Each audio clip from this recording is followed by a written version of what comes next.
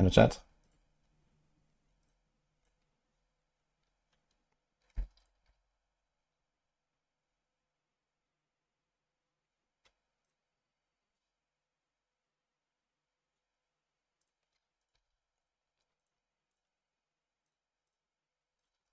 Welcome to the stream, everyone.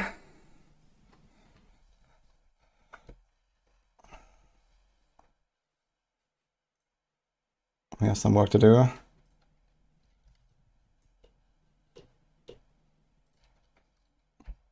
Wait, what happened with my YouTube stream here? Okay.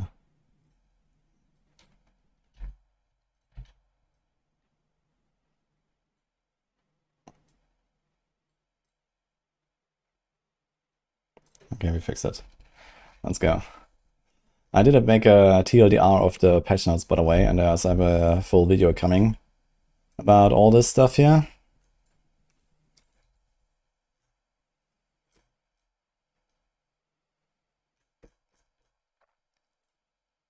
So if you want to see that, get this. You're hearing bad things. Well, overall, I like the patch notes, but yeah, some nerfs were not really compensated for. But yeah, that's what it is, I guess. I guess we're gonna see like some updates like a week or two in anyway, and they're probably gonna buff some stuff to give like especially Druids and Barbs some more power. Is it true it's a nerf season? Well, yes and no. I think there's a very good chance that despite all the nerfs, most builds will end up higher. Because they also changed the pit scaling. We don't know how much, but well, we know that the pit scales by 23% per tier. It starts, like the reduction starts at T1 and goes at least until T4, which means from 10 to 55. So if you assume the 45 tiers scale a little bit different, we can check a little bit. So this basically. So there's a multiplier of 11,110 going from Torment 1 to Torment 4. And let's say they reduce the scaling by 1%. So 1.22 to the power of 45. The multiplier is only 7,700. So this is already like a quarter less. Or more than a quarter. It's like almost a third less. This is only with a 1% reduction in scaling. If they reduce it by more than 1% per tier, then everyone is going to be stronger, even with the nerfs. So let's say 1.21 to the power of 45. Yeah, this is like only half in that case. So it could very well be that Torment 4 is actually just going to be incredibly easy. Maximum meeting finished. Now maximum meeting is in a few hours actually. I have a very short stream.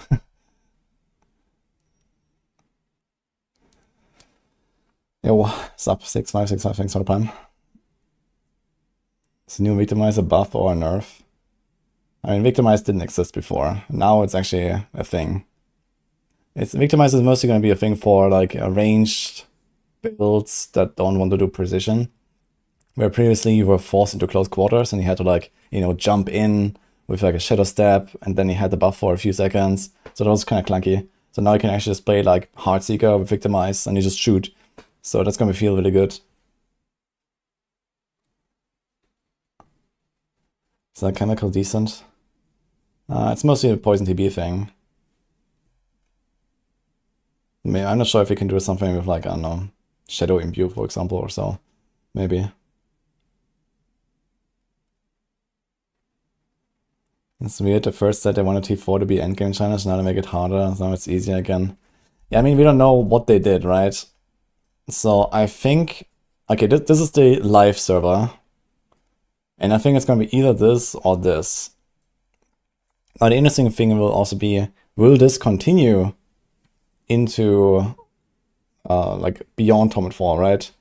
Like let's say pit 100.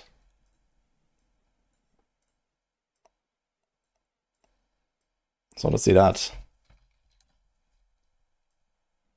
So we do like, this is like Torment 4 and here's to pit 100, so this would be to the power of 90, right? So the multiplier is 123 million. Okay? And here, with like only a 1% reduction,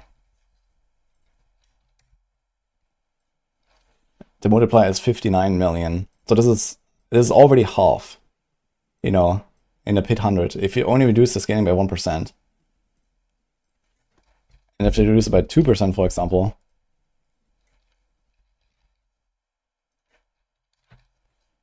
it's like a quarter, you know? So we're probably gonna see much higher pick clears.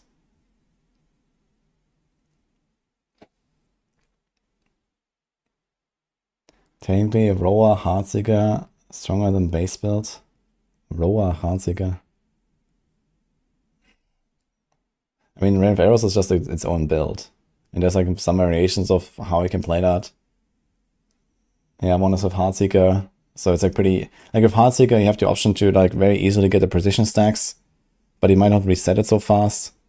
With there's like the option to play like with Barrage and Heartseeker, or just with Barrage. Just Barrage is kind of clunky because you can't really track precision. So you have to like just know when you have precision. And yeah, then it's like the Heartseeker plus Barrage combo, where you do like Wind of Arrows, and then you do Barrage, Heartseeker, Heartseeker, and repeat. So they have like 3 buttons, and you have to do them exactly in that order. Are we gonna see Penshot again? Yeah, Penshot is really good next season. I'm glad the builds are different from season 7 and 8. Yeah, they actually did manage to do like a pretty big meta shakeup for all classes. So that is definitely an advantage. You know, I think none of the previous top builds are actually top builds anymore. With maybe the exception of Earthquake or something, but you know, it's like low enough for other options to be playable. With Eaglehorn, it's just Azure Rough. Yeah, I'm not sure about Eaglehorn. That will depend on how Eaglehorn works. If Eaglehorn is at least a double damage, and potentially more, then yeah, maybe. The fixed clone, it will take another 9 season. Well, they nerfed clone, but they did not do any like fundamental, you know, AI fixes or something like that on the clone. So it's mostly nerfed and not like giga carrying you anymore. So that helps already, but yeah. Balazan is a new item. It's the new unique for Spiritborn, and there's like 3 builds around that are like basically number 1, 2, and 3 in the game.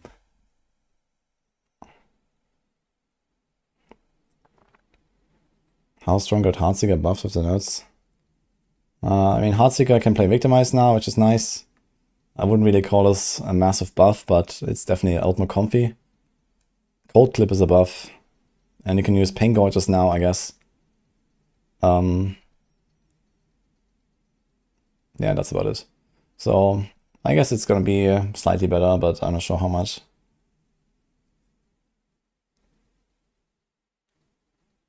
The item will be more reliable compared to season power. Yeah, there's no season power that is like a carry or something like that. They're all just like little perks. Like there's no like season power build, or you know, something like the Vashan build or something that we had in season 8, for example. Although there are some similarities with the Vashan build, with the Balazan build. I actually, when I went to the PTR, I actually took my old Vashan build from season 8 and made that into the new Balazan stuff. Because there's lots of similarities. You want to play Razor Wings, Blight, and Penshot. Yeah, I wonder how good Razor Wings will feel. But if they actually make like the torment scaling like easy enough, then you can definitely play like a cool Razor Wings build. But you have to do some cooking there for sure. I'm not sure how to make that feel good. So we have to figure something out. But okay. But either way, it's kind of interesting to see how this looks here.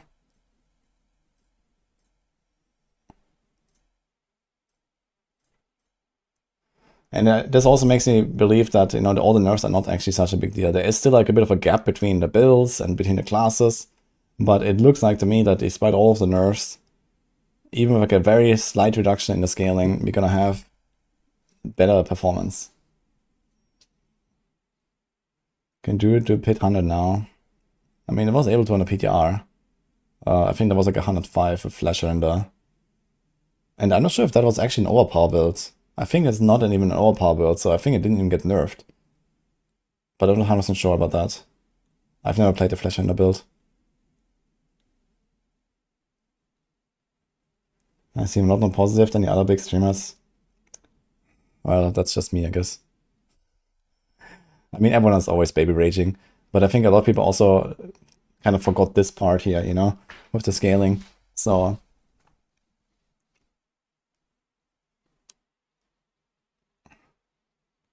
Chronic send me a planner, it's gonna be good, Copium.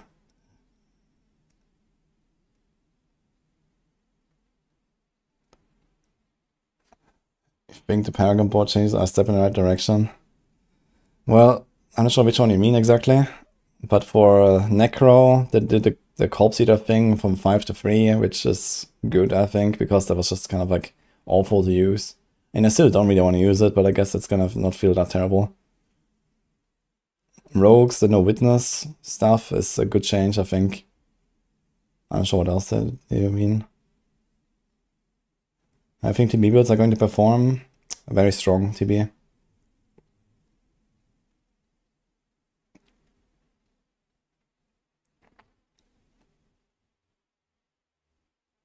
Best class is Spiritborn.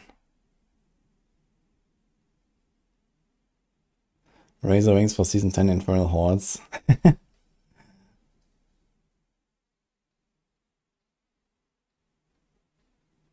Balazan and its Fawn scaling. That'll make a completely useless stat usable. I mean, we had Fawn spells before that. So we do have, for example, Rock Splitter, Spiritborn. There's like technically Fawn's Barb, but that was kind of weak. So Fawn's was a bit of a thing. But now Fawn's is like really good with that item, yes.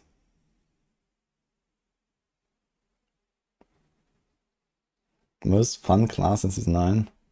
I'm looking forward to playing Polarize. And overall Spiritborn. I mean, I like Spiritborn a lot.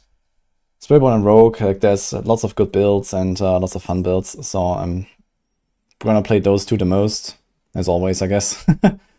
But yeah. Definitely want to do it Polarize. Maybe I'm gonna try Earthspike. I'm not sure if I'm gonna make a Necro. Maybe I'll skip Necro. But I'm gonna make a Hydra, and we'll see about Barb. Yeah, I will do a Polarized build guide. I'm gonna be putting out a bunch of videos and stuff in the next days. Especially for the stuff that I want to play myself, that I've been theory crafting. I have like a lot of stuff already prepared, so yeah. Well, I want to do a bit of cooking, especially on the Spiritborn for now. But maybe there's like some other stuff we can update already while we're at it. So, yeah, I have a meeting later with the Spiritborn guys to discuss our builds and see what will happen. So let's do this.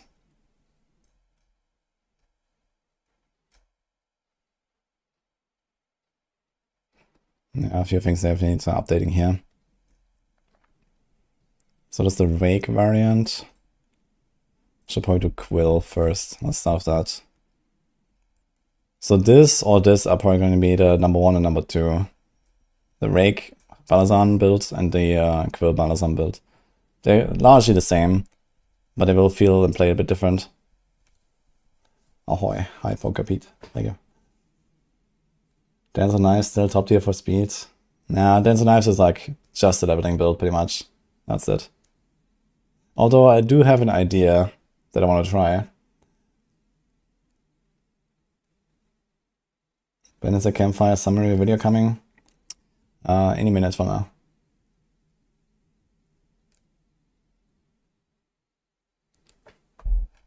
TB Poison. Yeah, TB Poison is going to be pretty good. But probably beaten by TB Azarath. But yeah, there's like 2 variants you can do. How do I feel about the patch notes? I generally like them. Is it viable to play speed farm version of Banazan without Plains Power and Mystic Circle? I think realistically, you will just keep the Mystic Circles, because your boss damage is really bad, and if you get a single target boss, then you will not be able to kill it in a good time if you don't have the Mystic Circles. So I think it's gonna accept that you have one kind of useless power on your build for most of the time, but at least it makes sure you have a fast boss kill, because that's really the only thing that matters. So I think you're not even gonna change the setup very much when you speed farm.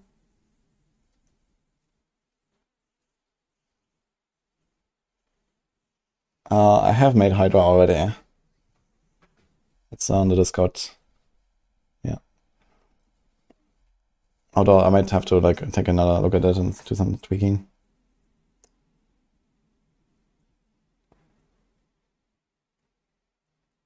TB leveling and straight in a tournament is going to be better investment long term.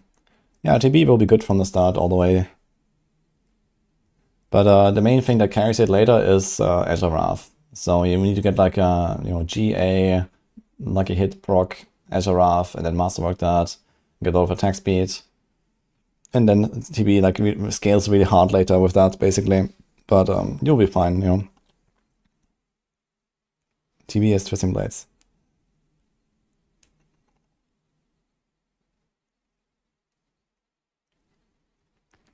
Is Quill Volley still the strongest? I'm not 100% sure if Quill Volley will win or Rake will win. I think those two are definitely a little bit better than Thrash, but Thrash is also an option. But it's like a small gap, and then between Quill and Rake, I'm not 100% sure. I mean, Quill lost a little bit more than Rake lost, I think, from the patch, because they reverted the Hunter cooldown changes. So previously it was very easy to just have perma Hunter, especially on boss fights and stuff. And Rake will be able to do this easily anyway, because of the cooldown effect it has, but Quill will not. So it could be that Rake actually wins now. But it's kind of hard to say exactly. I want to see if I want to do any other changes here actually. Let me take a look at the setups to get a feel for this again. More text size.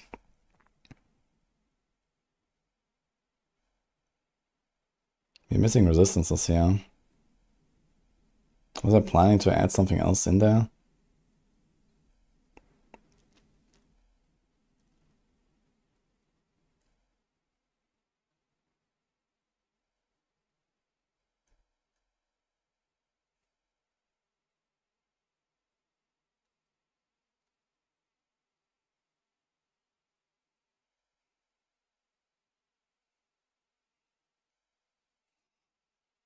This is with the instance already and stuff, right? Yeah, 10 res. I'm pretty sure I'm gonna change this here at least. We have power, denial, denial, you get a barrier there. We have the damage reduction, we have the resource. But I think at the very least we're gonna do the pillar. The question is, do we destroy the wallers? We don't really want to deactivate Summoner, to be fair, but it is some damage reduction. I think we would probably do this anyway. Or the poison thing. The poison damage bonus equal to the highest damage type bonus. I think I might actually do this because of glyphs here. To official. And we don't have the wildfire glyph. But we're gonna have this on the other two setups at least.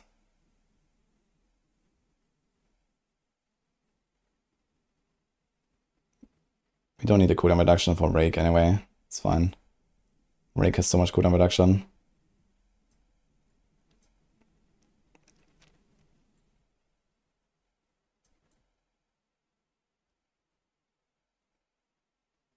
Hubris is going to be a thing. Colossal is going to be a thing. Revenge. Ritual. Okay, so everything else is actually fine, let's say.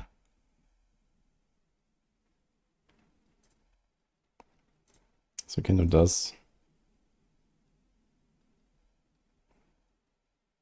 Yeah, actually this build doesn't really change compared to what we had on the PTR.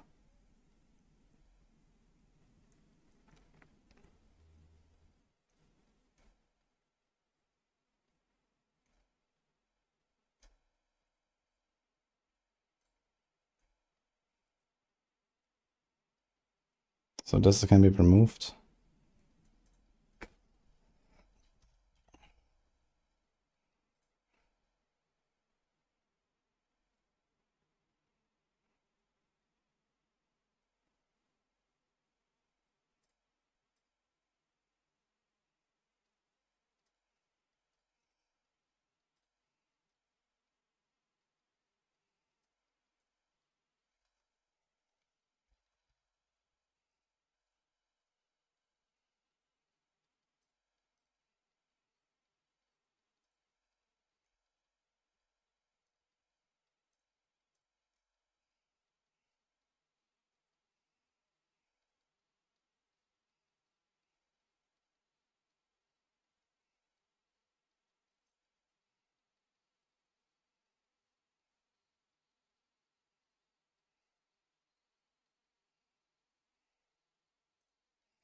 We have to put Toxic Skin here, actually. What did I leave out? I was not running the Toxic Skin, and I should. I did not actually update this. Did I do it here? No. Let me see that.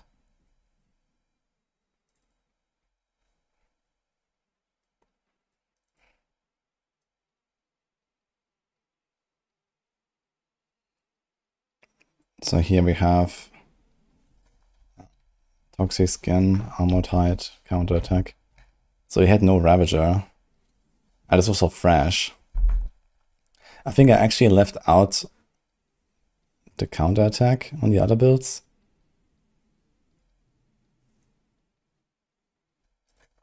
Let's see.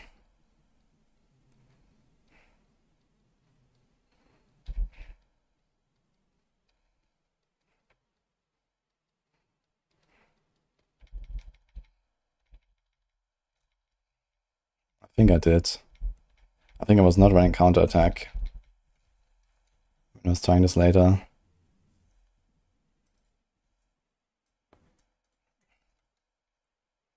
Yes.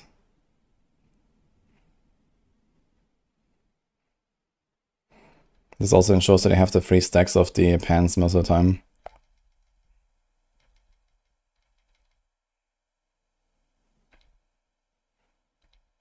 This was 110. Did I clear this in time? No, I died. But it might have been a clear.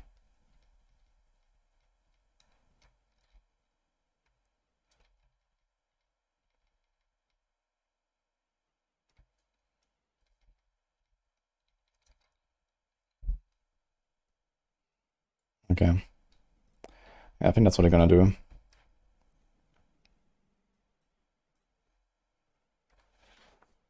Does Rake have the snappy feel of Crushing Hands or Ravager?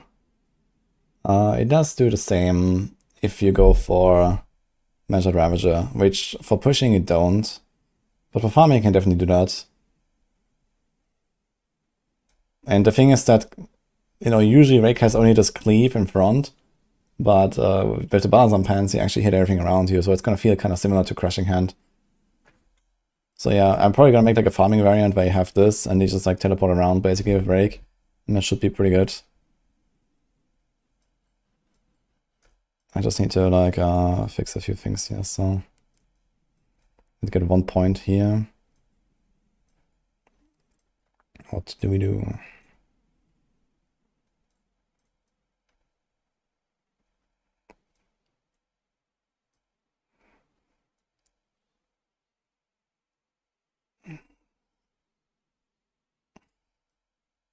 Maybe something like this.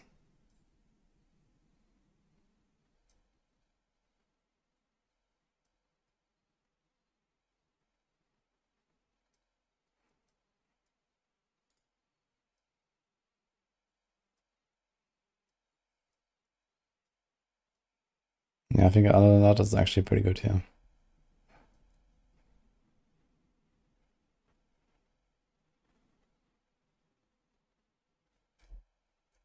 How much dex is this? I think we probably want to go GA life. Just to squeeze out as much life as possible. We have GA life, GA life. There's movement. Okay.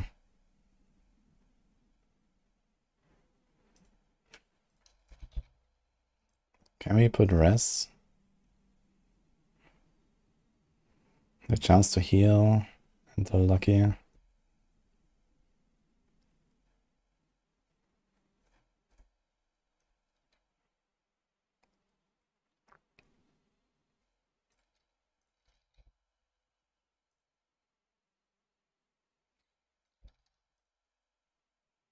It's actually quite a big damage change. 280.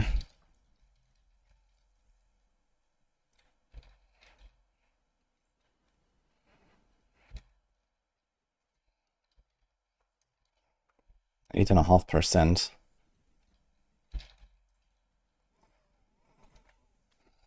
I wonder if we're gonna do 8.5% more damage from the lucky hit chance to heal. The reason why we have this is because the extra heals can give you more Ravager procs. And this gives you more Jaguar Hall procs. And especially on Rake, you don't actually have a lot of hits. So this is like a huge benefit to getting more of those procs. And I'm pretty sure this helps more than the dex roll.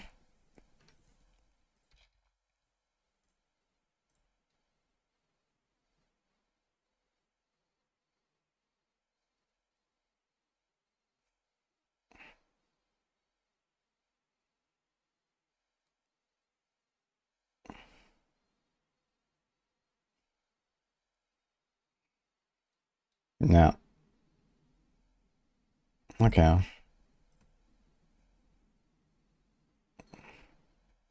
much life is this? 14k. Then we have the block. Not really any other DR. The thing is, you can't really fit any DR. It's kind of sad. You have only the Endoites Mantle. Nothing here because it's Razor Blade. And then you have this.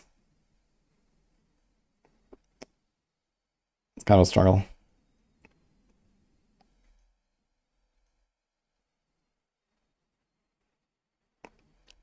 When I think about it, maybe this build is not so clearly ahead of all the other classes.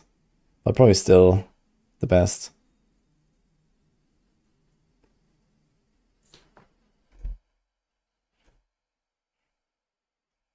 We have Ahu, Quax, Epoch, and Q.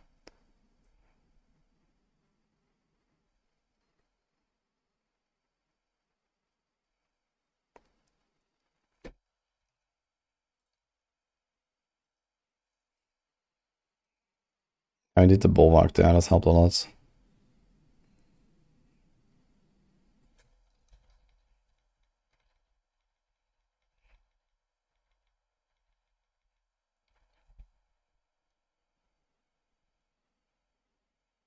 Here's a Quill.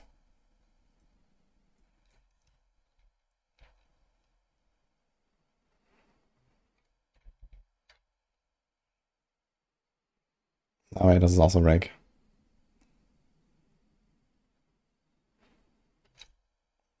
Can I confirm when the tier list will be updated on Maxwell? Tonight or tomorrow.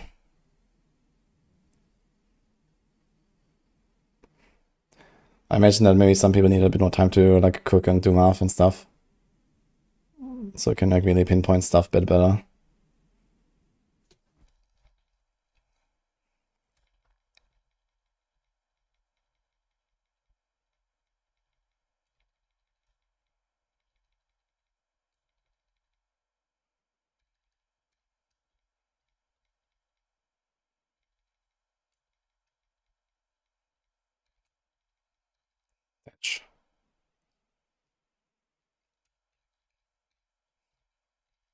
And I wish they would have done something about boss damage on these Noxus Resonance builds. Look at these boss kills. It's kind of sad. Yeah, we start at 10.5. And then I die at 5 minutes in. And from here it would be like another maybe 1.5 minutes to kill her, or 1 minute to kill her maybe. Because you would hit 35% and she would die pretty fast. So it's still like a 6-minute kill on 105 there.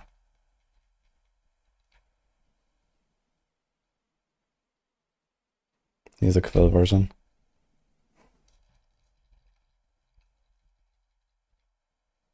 So it's also 10.5 minutes and then 5-minute kill. Okay. Anyway.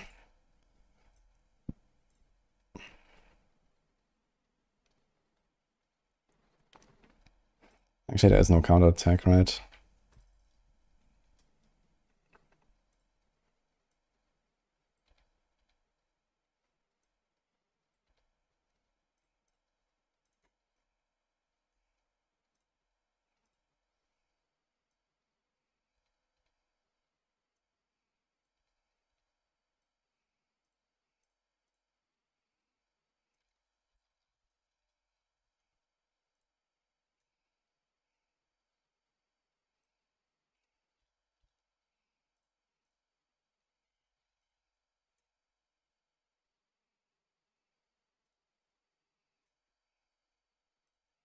Actually, did I not update this properly? I think so.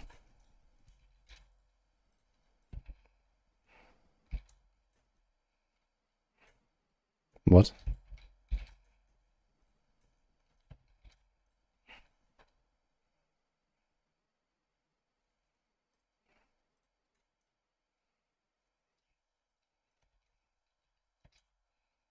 What the hell?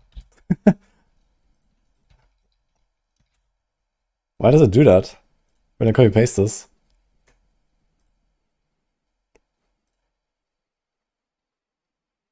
I mean, I should probably put this down here anyway.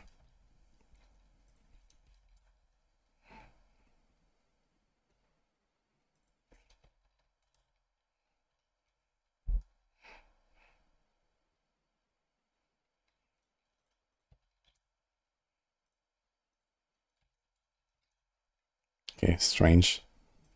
So we have to move this up here like this.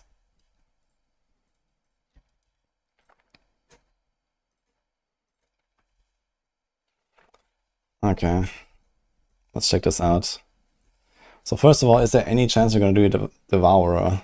No. No. So is there any chance to do Protector? Also no, I guess.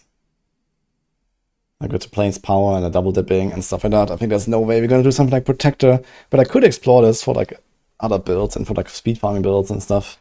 On the other hand, Protector and speed farming doesn't really go together. They only added like a 25% damage buff, right? Protector. Players deal 25% increased damage while in the protector's area.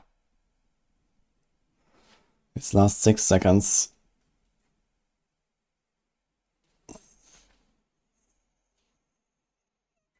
I mean, this is...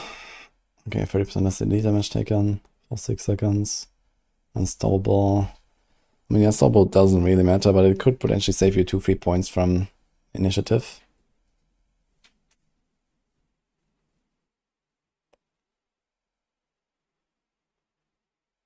Small missiles are slowed.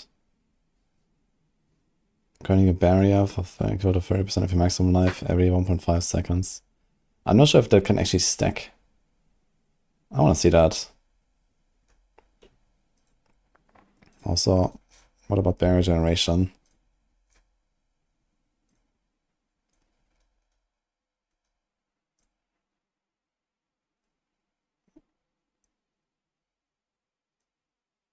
Oh, did they ever fix that?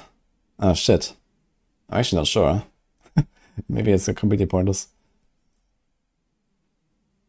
Let's see. Okay,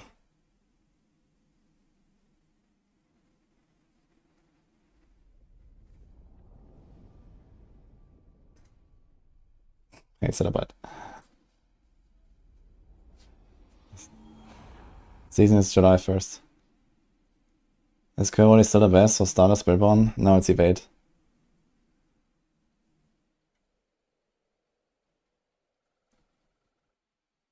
Fucking awful if it's so weak compared to everyone. Yeah, Spiritborn was not really as strong as the other classes in Season 8, unfortunately.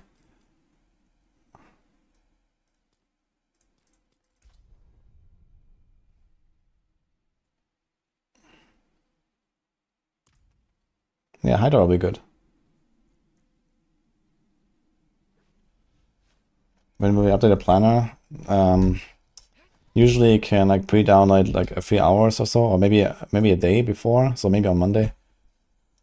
And the planner is based on the in-game data, so we don't have the data if we can download the game. So there's no update until then.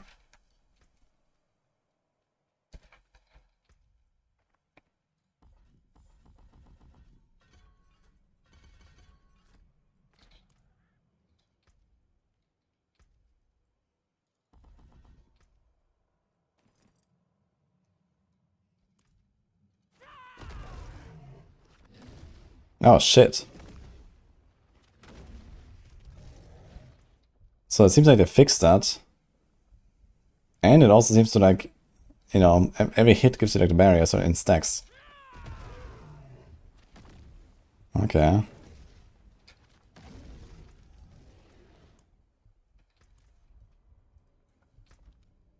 Hmm.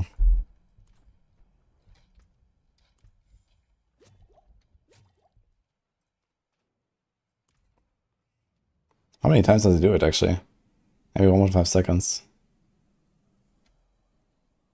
Let's have the tooltip there, by the way. So it's like 4 times. There is a barrier.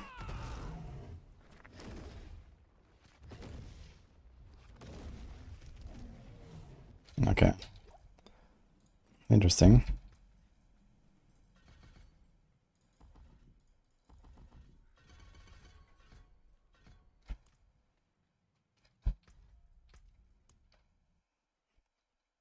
Yeah, I need to change this actually. This has been fixed.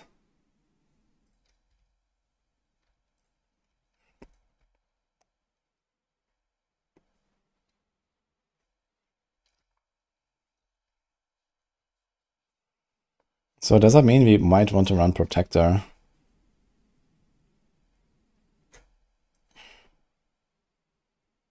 Probably not. Can we get the Execute in here? What if we do that? Where's the Execute?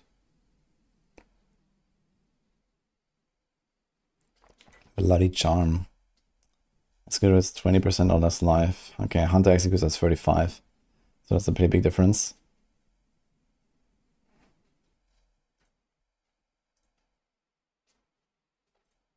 We'll probably do the Pillar.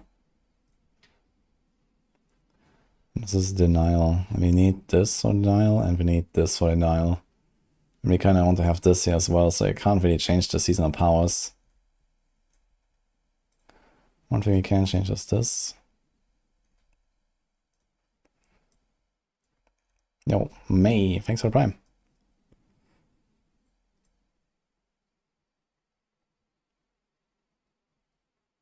Okay, we were actually... I don't have the Wildfire glyph here, but we're definitely gonna run Wildfire.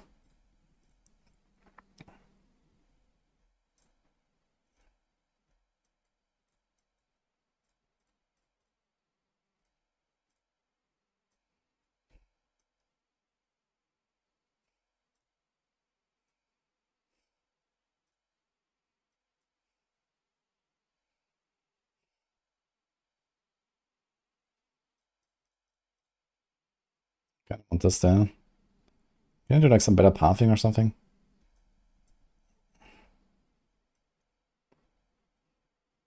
I want to put this somewhere else maybe? This is 59 and... Colossal is kind of nice here, I guess. But you also get a lot of the strength nodes just by default, yeah. If you do this, 1, 2, 3, 4.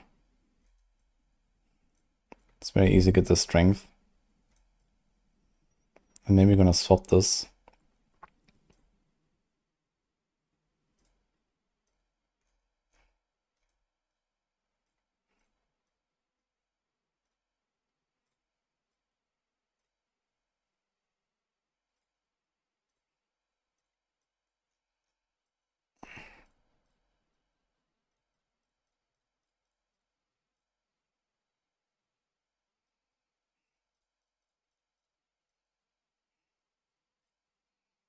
Like that, for example.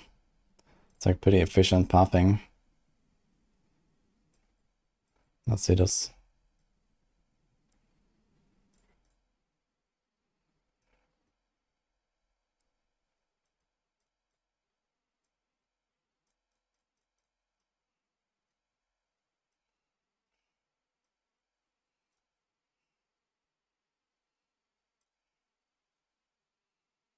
We have 7 points left as well. 8. So we can do this.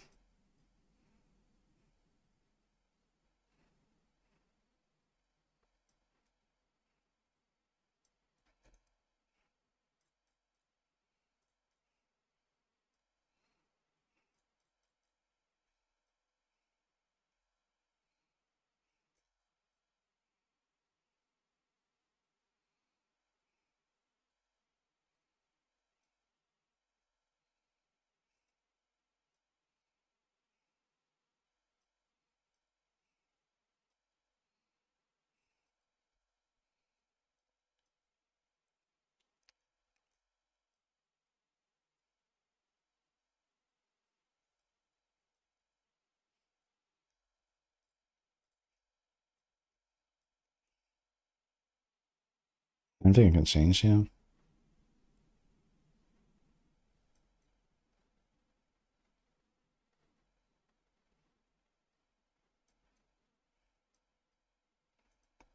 Doesn't seem so.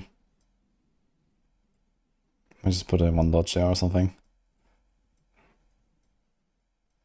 Yeah, this seems better. This is 110 on the wildfire, it's a lot of fire damage. And this fire damage will be converted to poison damage thanks to the catalyst. Sorry. Thanks to the infusion. Definitely seems better than this, yeah, where we also had 0 points and this was only 85 on the wildfire. Yeah.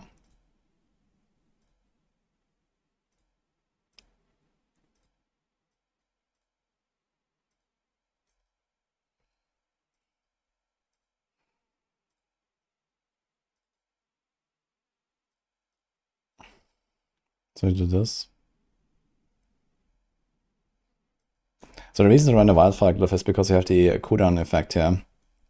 Because you don't really have like a good way to get cooldown reduction. We're not running Judgement Shell and we're not running Prodigies. But if you have a large enough pull and you press Hunter, the Hunter will actually kind of reset itself with Wildfire. So this is the advantage here. It's like not as good as the other options, but it works on large enough pull. But yeah, we're gonna definitely have a bit of struggle on the boss. Because we don't really have like a way to reset it there.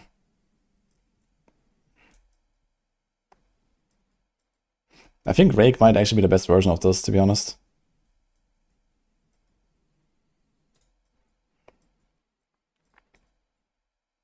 I think Rake is gonna win against Quill.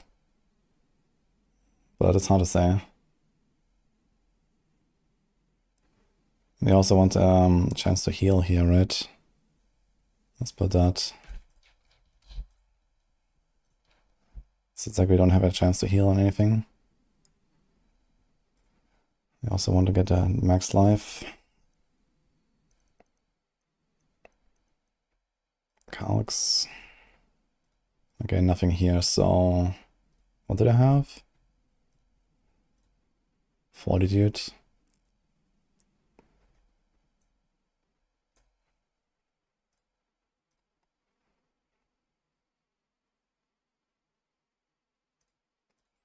Red Mine, Soothing. Now we have almost 17k life. We are missing a bit of armor.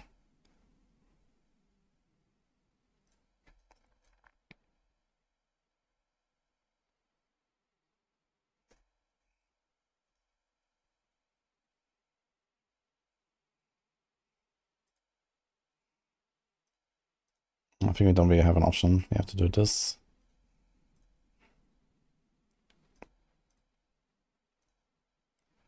We have vortex size, so this is kind of easy.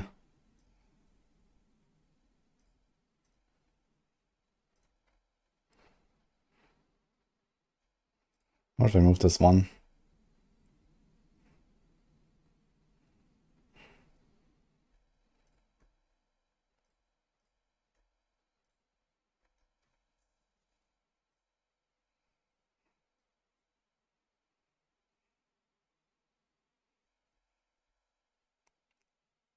Yeah, next speed seems fine.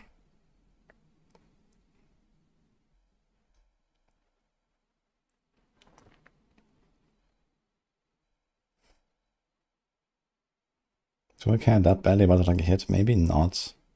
Maybe do this. Let me do this.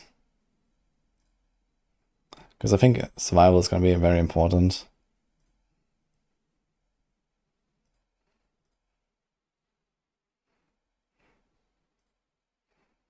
Just go triple life, I guess. You can also do something like this. Gonna make it a little easier.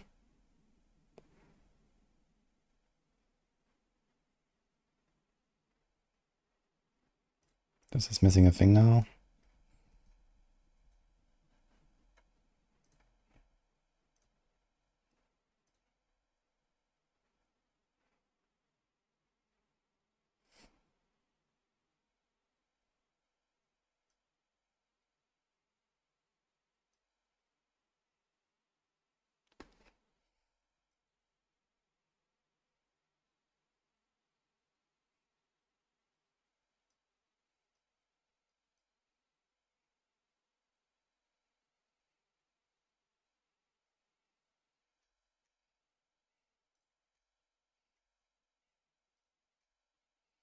Why does this one have so much less life? Do we have like an extra life roll somewhere here that we don't have here? There's life. Rake size. There's life. We don't have life here because we have the vulnerable effect. Okay. So here we have the life roll. I see. I need to get vulnerable somehow, so. What about vulnerable here? Not sure which one that is. Yeah, Catalyst applies vulnerable for 8 seconds. But relying on the Catalyst for that seems kind of scuffed. Don't want to do that.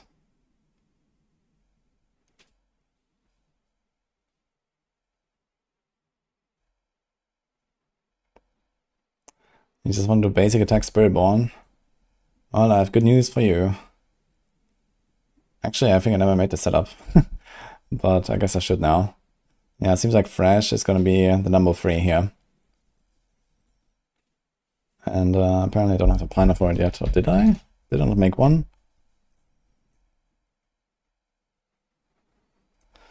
Rake Fawns. Yeah, I actually never made a planner for it. But it's very similar to that anyway. Let me just like see if I want to do any other tweaks here.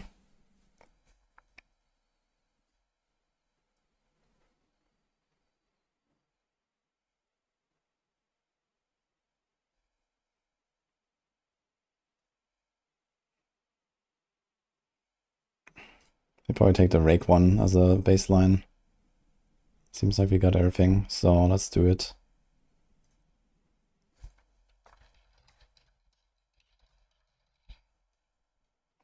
I'm just gonna call it Fresh Balazan. We rename this here.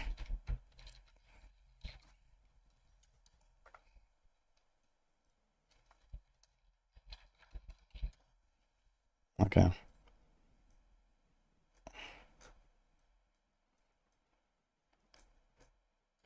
So it's not exactly like basic attack stuff, but close enough.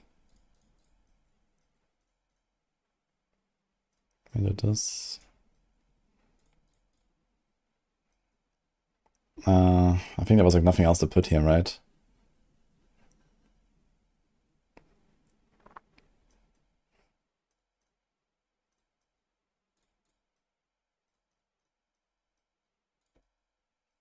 Okay, so we do this.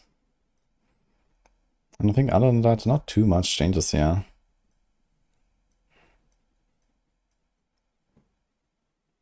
So Wild class obviously is not something you're gonna run. I don't remember what we were running. Was I running Rapid? Maybe I was just doing Rapid actually.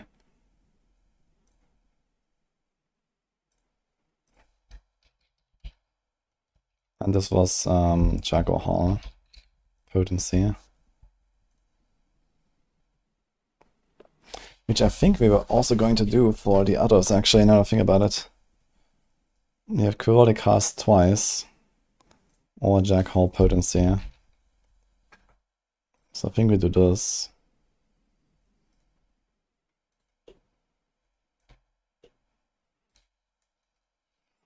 Let me open the other one as well, because I have to edit like multiple of these planners at the same time. Rake.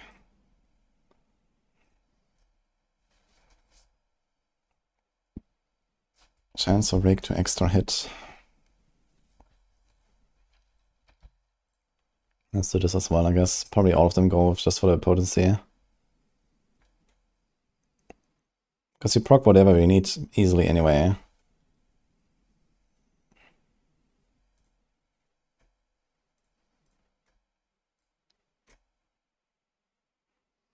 But the thing is, Thrash has the advantage, it doesn't actually lose anything from the temper here with the primary Jack or Hall potency. This is like the main reason why Thrash actually catches up to the other builds.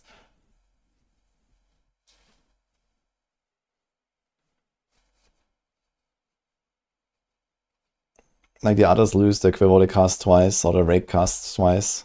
And here we have Thrash deals double damage, which is useless. So you're just fine, basically. Okay, I have to check this real quick. I think it's gonna be Rapid or Inner Calm. There's Creeping Death as well, but there's Elements.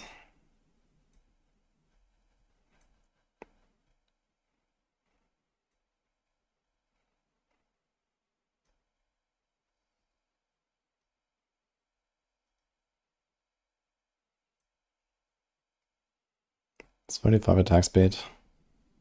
More attack speed is pretty good. And we also get like less total now, right? The thing is we don't have breakpoints for Rash, so I don't really know if Rapid will really do much. But if it's like one more breakpoint, it's probably worth.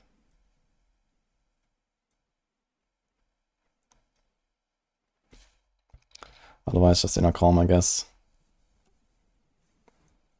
If you stand still for 3 seconds, it's 49%. It's a lot. Realistically, we have 100% cap 1, and then we have 65% cap 2. You'll get exactly attack speed cap for both caps if you get Rapid here. So there's probably another breakpoint in there. Like we're gonna do Rapid. It also means more cooldown reduction, it means more Jaguar Hall procs. It means we don't have to stand still. There's a bunch of perks, I guess.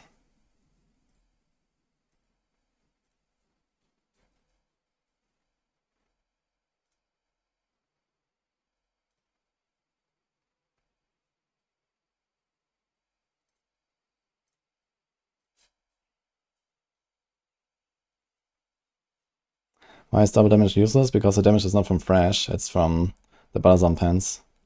So the double damage doesn't help you here.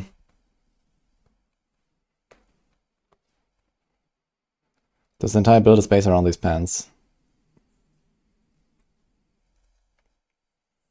I tried a Touch of Death for other poison skill. I played a bunch of Touch of Death on the PDR again. But there's actually another version these days on a live server that has pushed pretty high. Which is based on the Touch of Grace God glove that procs the Touch of Death.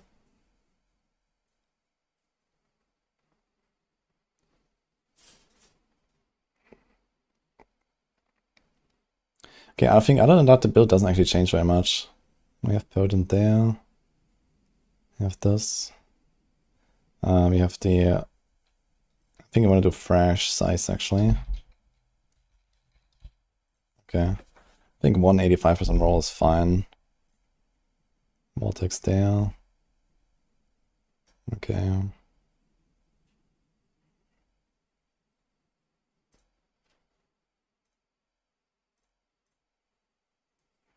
Missing 1% cold res, 1% shadow res.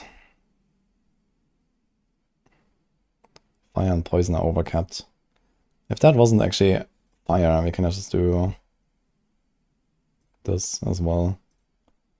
So maybe it's fine to have like a little bit less on shadow. Missing like a few percent.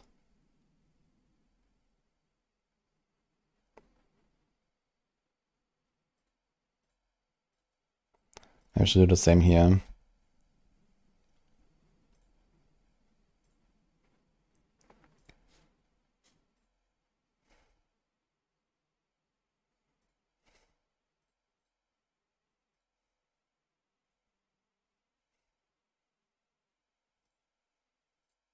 How much of a damage loss is this doing this? It's 25.6 and 25.3. Let's calculate actually how much of damage difference this is. Yeah, 13 ferocity stacks.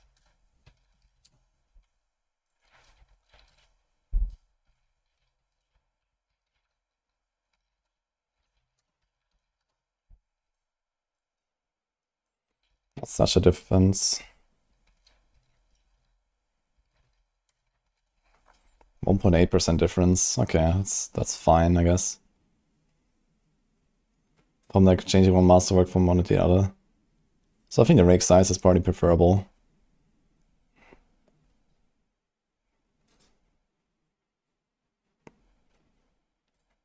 Same with the thrash size.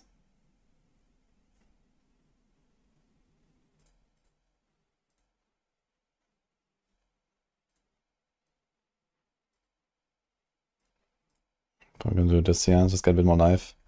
Survival is definitely the biggest problem of this whole build.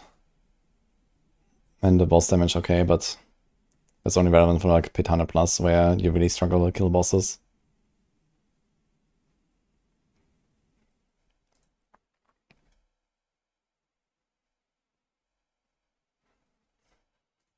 Okay, other than that, on the Thrash Banner, do you change anything else? Ah, shit, wait a minute. I said have bitter medicine here. That is actually not correct. Didn't I change that already? Bitter medicine. Bitter medicine, shit.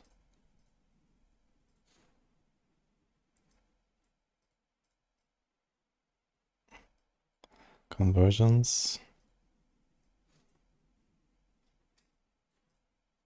Yeah, I'm just gonna put conversions again, right? Revealing. We need a viscous shield. Drive. Yeah, I actually have to change the thing here.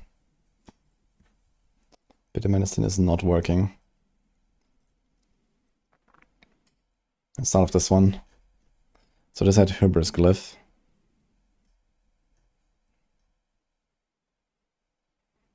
Okay, delete. Convergence is fine.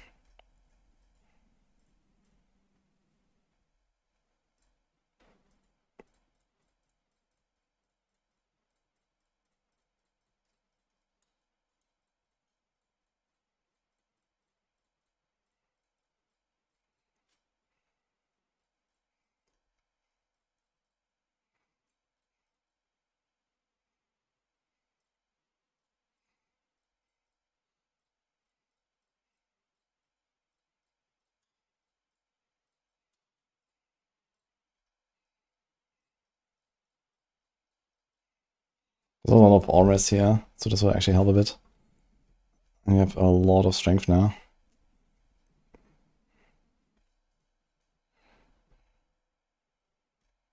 -7, Monka.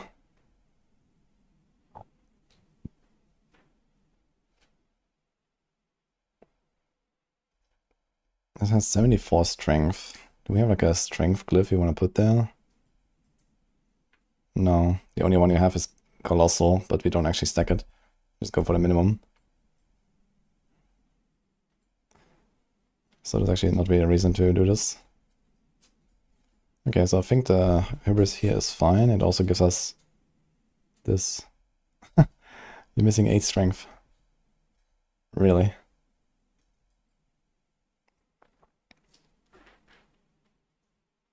Kinda wanna get that. Can probably do like slightly different pathing somewhere.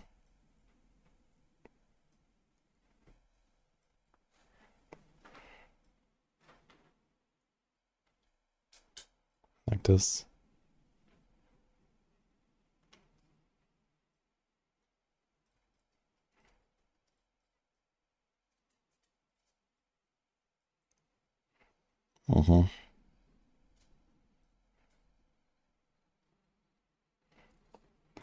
Wonder how the default build made by ChatGPT would look like.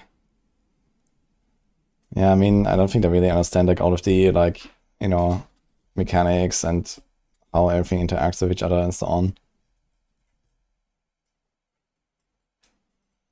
I think they would probably just like give you some random stuff. I've seen some people try something like that. Okay, now we're struggling a bit, so I have to remove this one at least. How's my armor and so on now? Armor is looking fine. What if I remove this?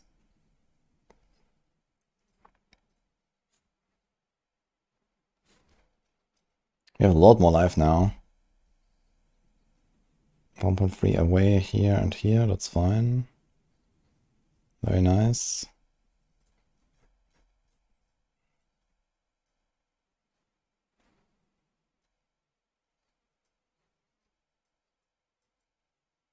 %1 cooldown reduction.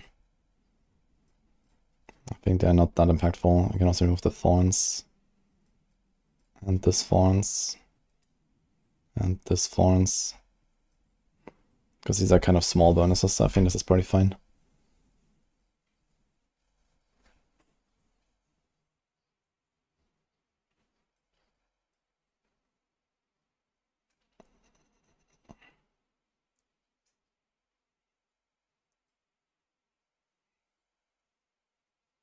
Okay, I think this is good. I think we'll have to import this in the others, and then we do some tweaking. Actually, this was with Hubris still. Wildfire. Oh no, we have Wildfire, okay.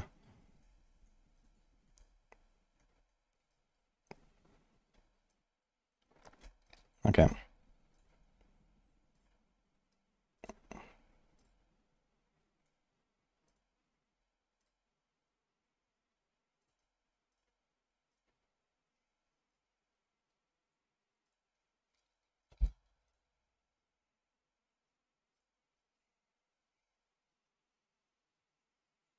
Okay, this is also Wildfire Glyph. I think we want the Wildfire Glyph here though.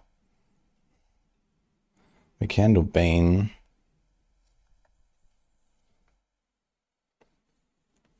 Bane is kind of nice. Can do Canny. It's basically just the same thing.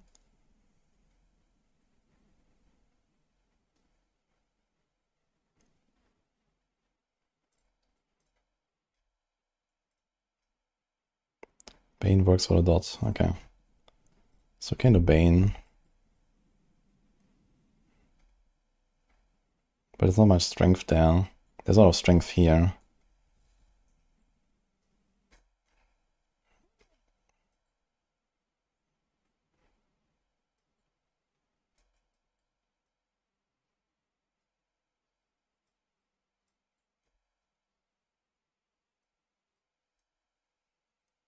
Yeah. On the other hand, these are good nodes to buff with the Hubris Glyph. And this is not a really good node to buff. Neither is this. Here also we don't even have that. And here is already a rare buffing glyph, so basically we can only put Bane here if you want to stack it a little bit.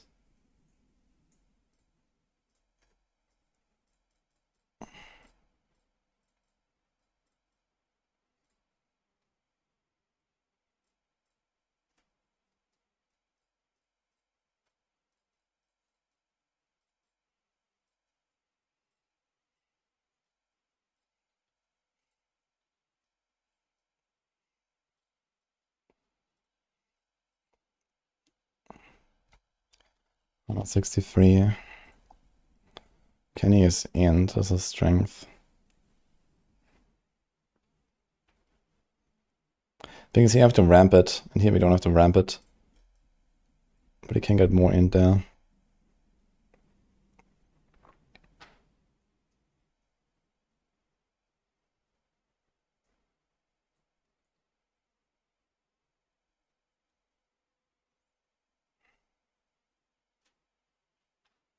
He's a 10 and a 10, he's a 15 and a 10, and some additive. Yeah, I think Bane there is probably the way. And it saves us a lot of points.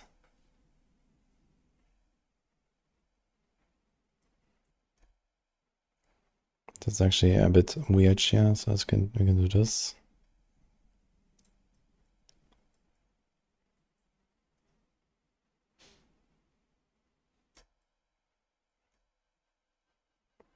Seems like you have enough strength and stuff now anyway.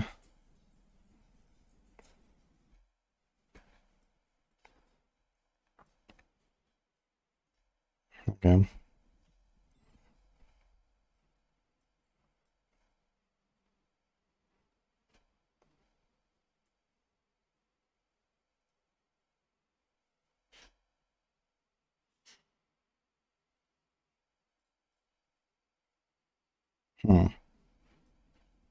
Sneaky.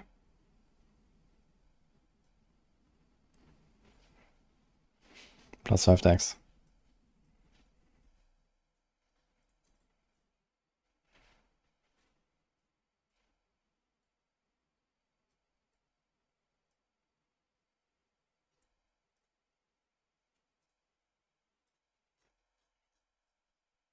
But here we need a strength, right? We actually can't change it on this one.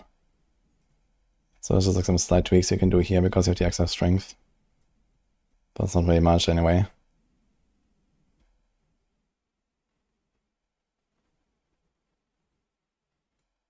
Can do this instead of this. It's also more armor, right? You have enough. What if you remove this? 990 armor, so that's fine, I guess. So you do life.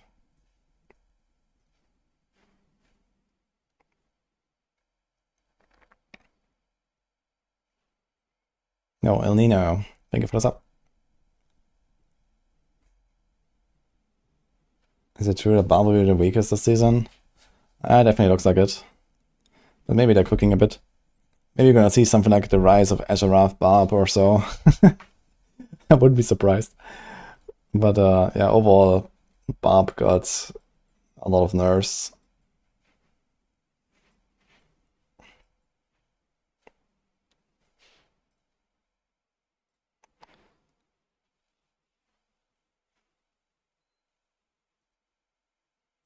Okay, let's put this into the fresh version as well.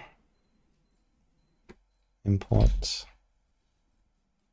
Do we change anything for this?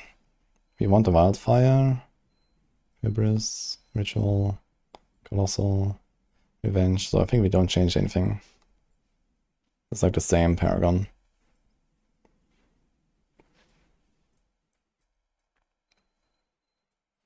What I can change is that. Put this here.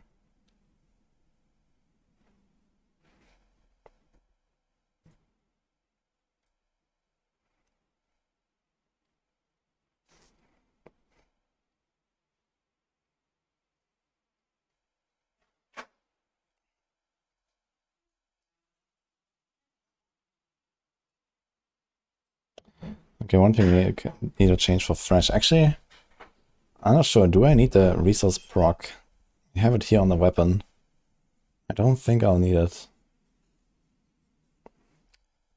How often do we proc quacks?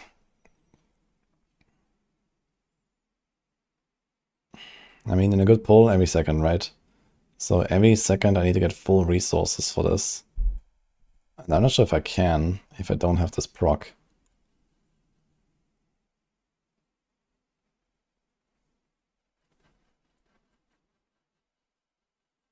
And the alternative is we get a bit of damage over time, I guess. Or vuln damage or something. 145%. How much do we have? 50, 150, 950,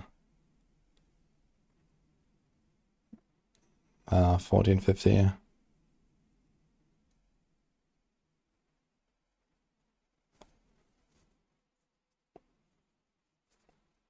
1700. So it's actually not that much. So adding this here is like almost it's like an 8 or 9% damage boost. That is quite a lot. How often do I attack?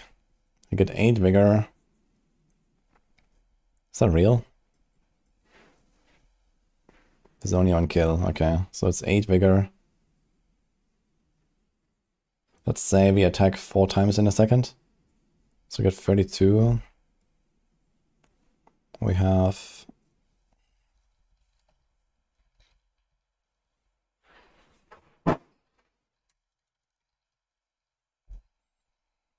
Do we have any resource generation? Yeah. Not very much.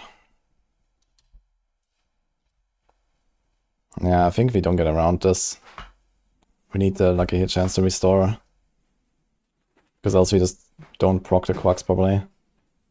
But this Quacks is probably gonna proc him cooldown. Let me see. I mean, even here on the boss, it procs very fast. Let's see. So we had 15-20. Let's just look at this random scene here for 10 seconds.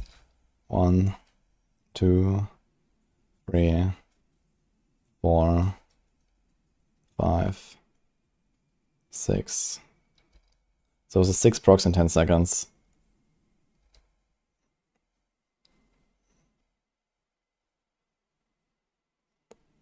We can actually look at the resources here a little bit as well.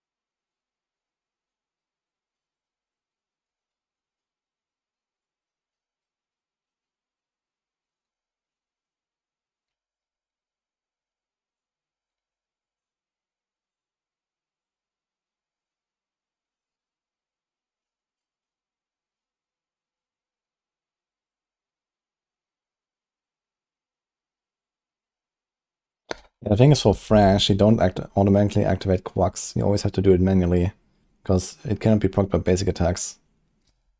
So there's actually less Quacks of time. You actually have to like be a bit more careful with the timings of your abilities and stuff.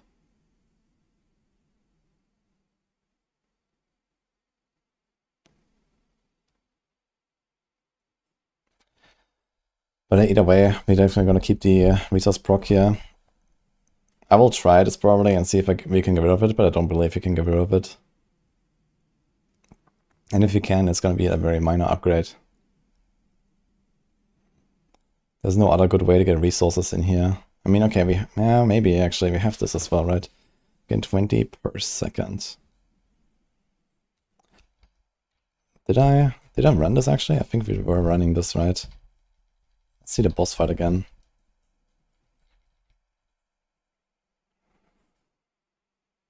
How long does it take to go to full?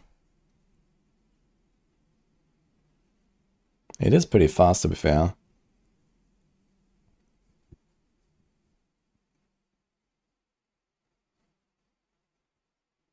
The question is if we want to get another season power in there, maybe. Instead of this.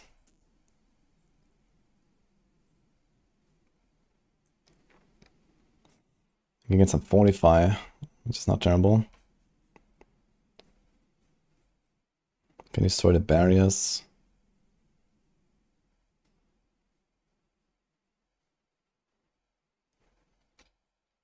Yeah, not really. So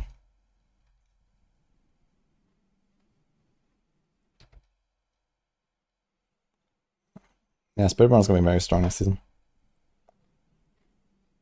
The max out here, this will be probably later today or tomorrow. Yeah, here is mine. Thanks, by the way, for this up.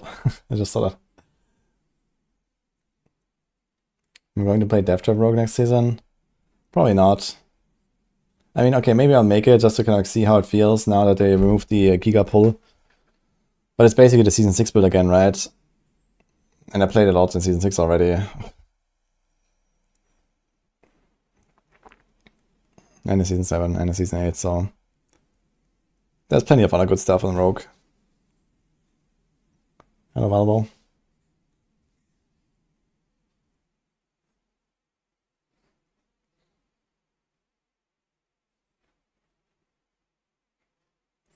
Yeah, we are filling our resources pretty fast, actually.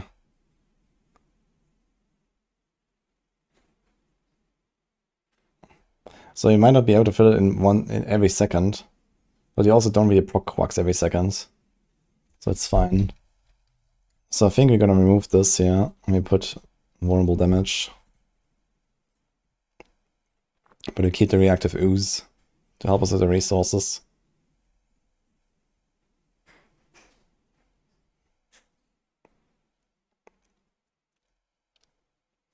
Save. Actually, another thing here on Thrashes, we can't do starters, right? Can we? I mean, technically we can.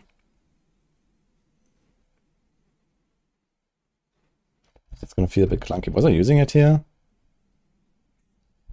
Yeah, I am using it. There is starters. This is the buff. But I do drop it sometimes. Realistically, I shouldn't drop it. I would have to just press something every 3 seconds. But it's a bit clunky. I wonder if I should try to go without starters. Because then, yeah, I completely forgot about this actually, I just realized in this clip here. I'm just letting the starless guys drop all the time.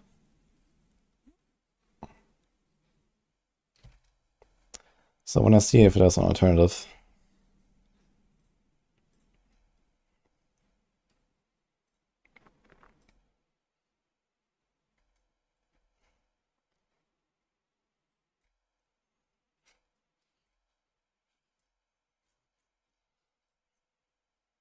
But there's really not much. I guess it's probably gonna be like inner calm or elements.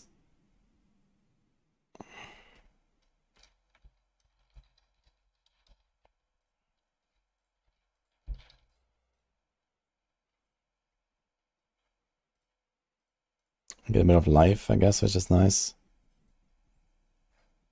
We probably need to put res even, right? Maybe fine.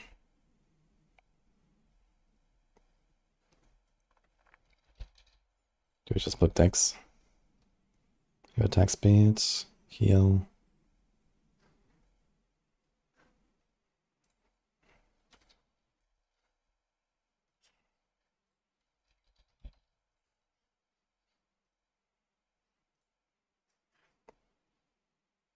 Counter cooldown.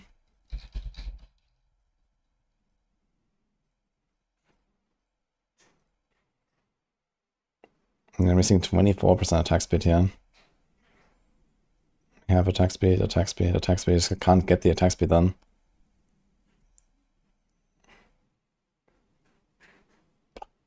Is there another good way to get starless guys proc?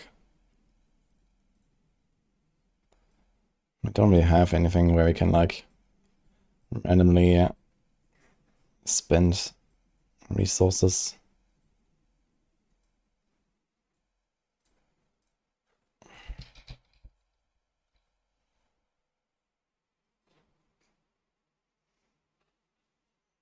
It drains 4 vigor every second until depleted. Now the thing is that every time you proc Quacks, this will probably just like cancel it. So this probably doesn't even work properly. I think you basically just have to press something often enough. Just have to get in the habit of like pressing something every 3 seconds.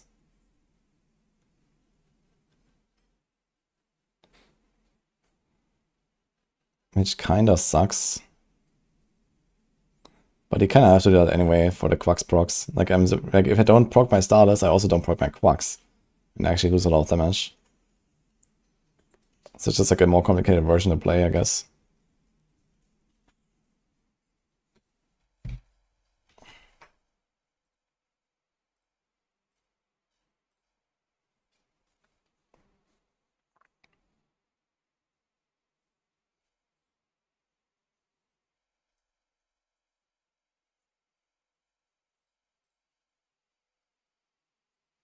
I kind of overcut on res now.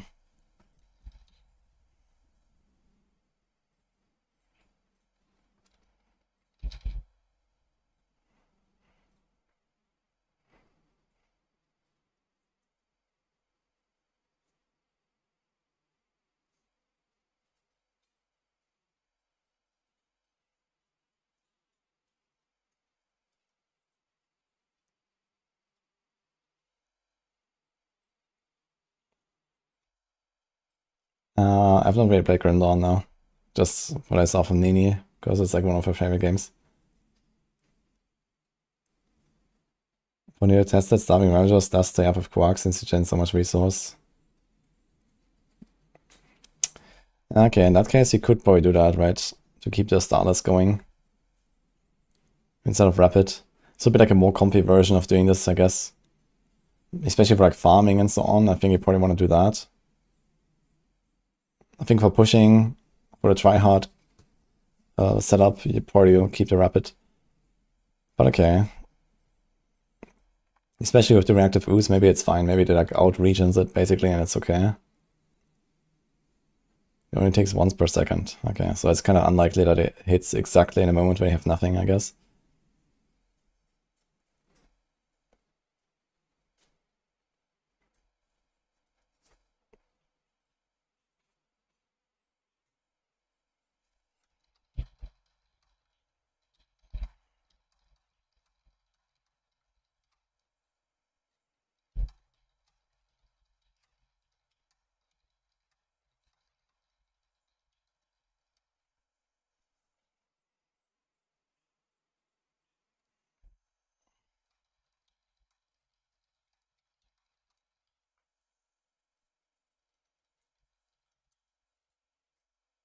Let's put it here.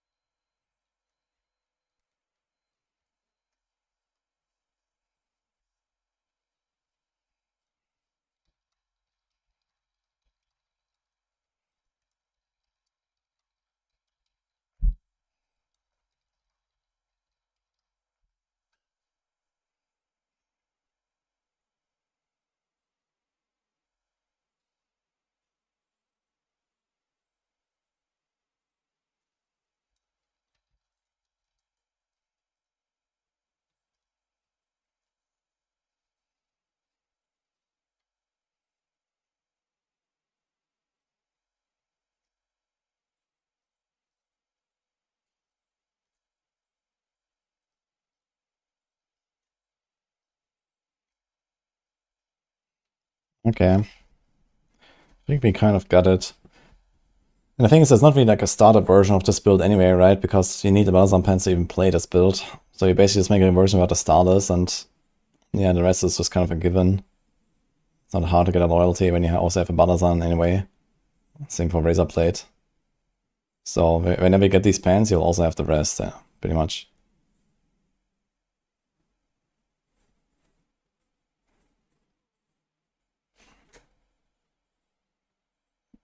What would I suggest for Rogue next season? I would suggest play some TB or some pen shot.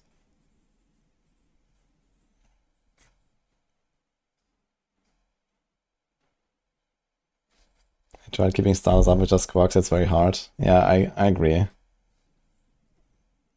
the thing is that sometimes you're kind of like forced to press buttons that you don't want to press. But I think even if it's like kind of scuffed and you only have like, let's say 2 stacks average, it's probably better than elements.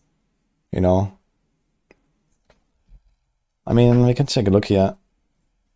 How much more damage does the Mystic Circles do? 27.8. This is 24.9. Let's see.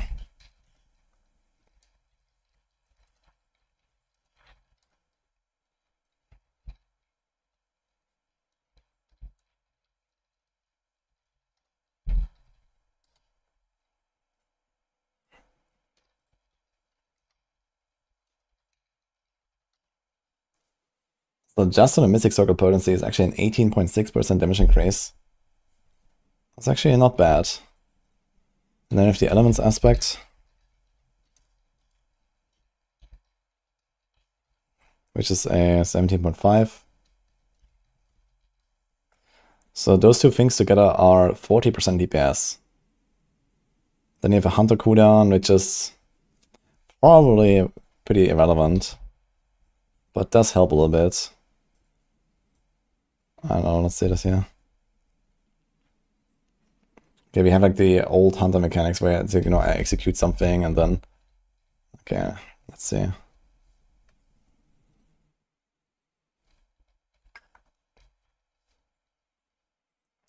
Yeah, I mean, the Hunter cooldown comes back so fast, so we don't really care, I think.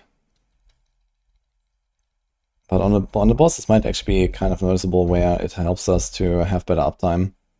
Because we have to like just full reset it.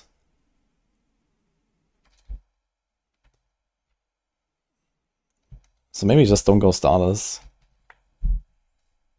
But you lose the attack speed. You also gain a bit of life, which is nice. And the crit is irrelevant. Resource cost reduction is irrelevant. Lucky hit is not that important.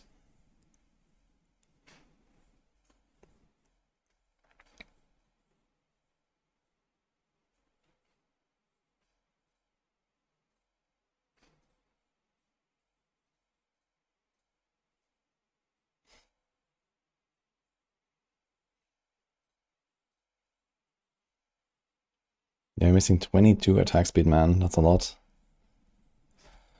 I mean, one thing is we could run advantage pot. Since we have more life. 17.8. This is 15.9. So if we change this, we go advantage. Oh, there's actually per setup as with us. Slightly less life.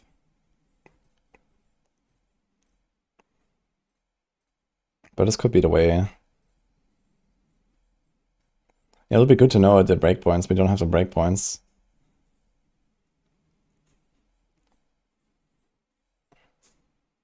Can probably min-max this to the point where it's fine. Missing 6.5.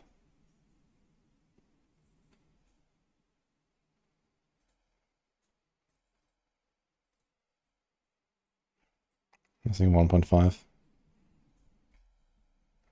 14k life. Yeah. It's probably okay. So a perfectly stacked starters would be 50% damage.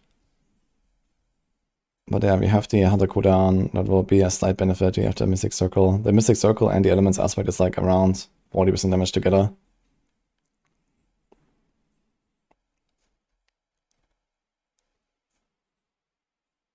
I also have too much rest.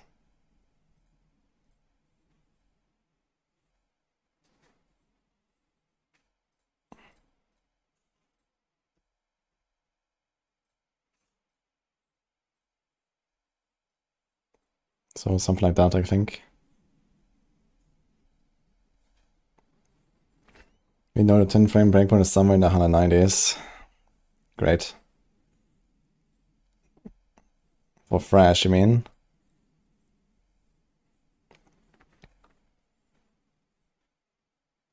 I mean, we have cap 2 capped. With rapid plus 13 ferocity, we have exactly 100% in cap 2. And then, yeah, 98 something here, so who knows. I'm gonna do 1 to 60 with evade, and then probably go all the way to Torment 4 with evade. And then at some point I'm gonna swap to, I think, Rake. So I'm gonna be playing this here.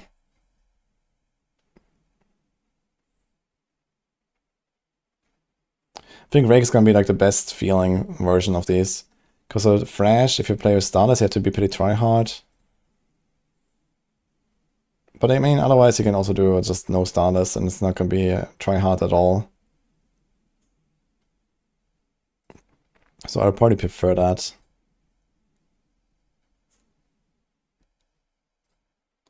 And then there's Quill, which we have done way too much of in the past, so I would actually expect most people to do the Rake version of this.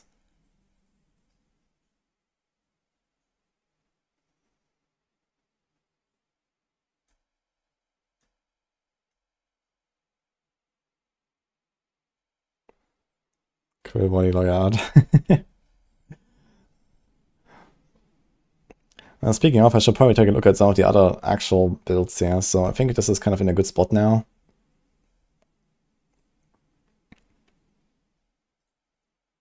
You just have to make the non-starless versions. And then the paragons. So let's see that.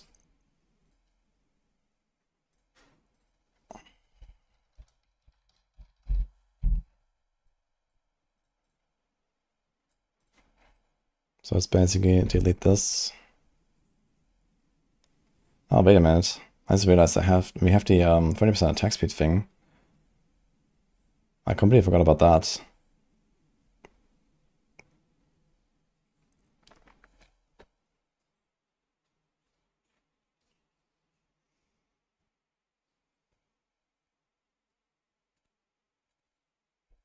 This is 30% in cap 1.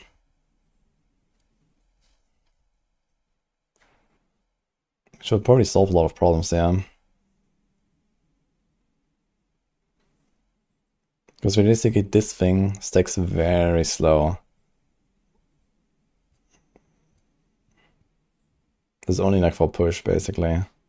Where maybe it does something. So it could actually do the attack speed thing here. There's also Scornful Light. But you're both gonna die. I don't really want to take 10% more damage.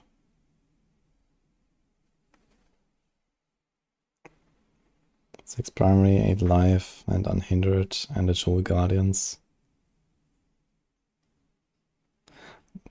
Yeah, it's kind of tough to choose between this and the other jewel. The other jewel makes 10% more damage. Gives you 20% DPS. This here probably gives you like 5% DPS, but a bit more life. And unhindered, which is helpful. And the Jewel Guardians are helpful as well, because sometimes you get extra progression and stuff. But on the other hand, the Jewel Guardians are super dangerous.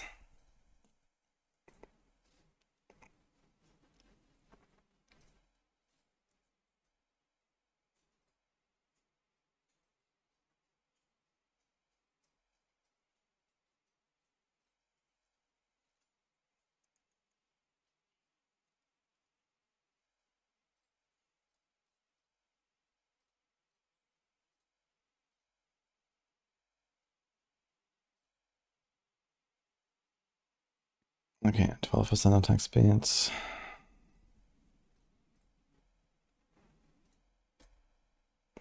That's a lot of life. And we can actually go back to the other pot here and make this Fortitude, which is very good. This has almost 19k life now.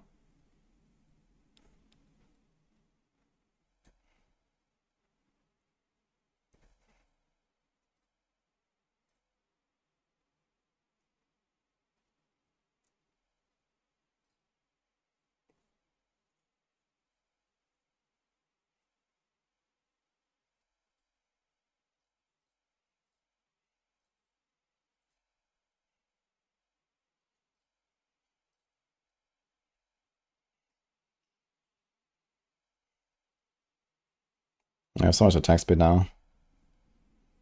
Can probably put like a dex roll there, which is also nice. At the very least. Or more life. Just put life everywhere.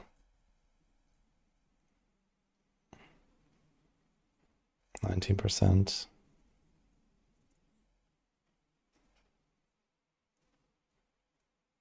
What if I remove this? And what can we put instead?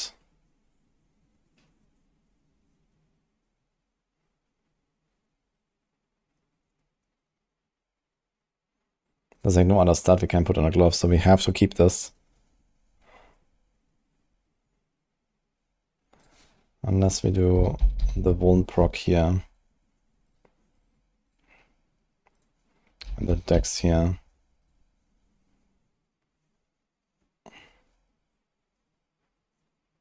Wait. This is what I mean.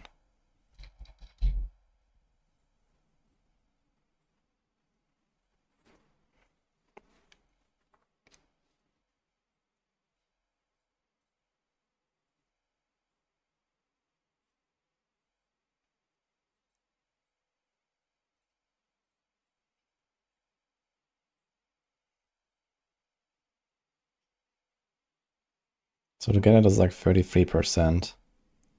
This is 47. So this is like the same, but we also lose one of the attack speed rolls there. Okay, so this is probably the way.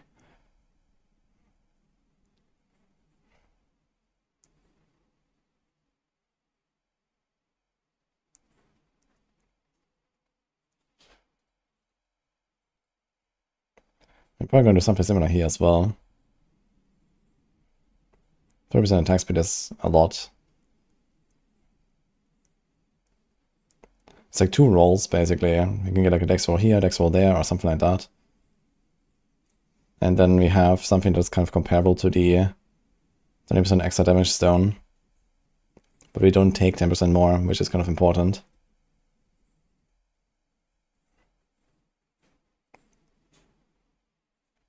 Okay, let's do that. So on the quill.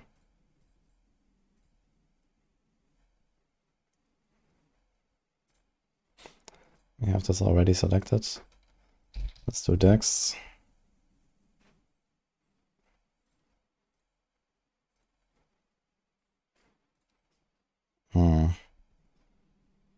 Can I put anything here, actually? Oh, there is that chance to heal. But can we put anything here, then? We don't need Vuln.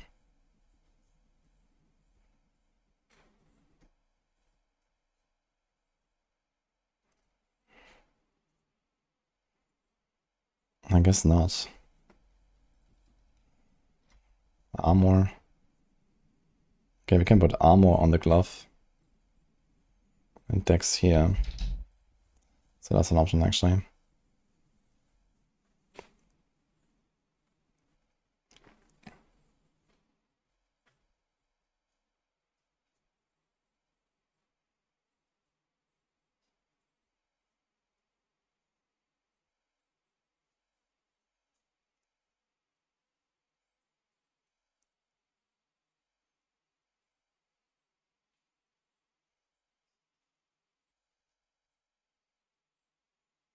Mm-hmm.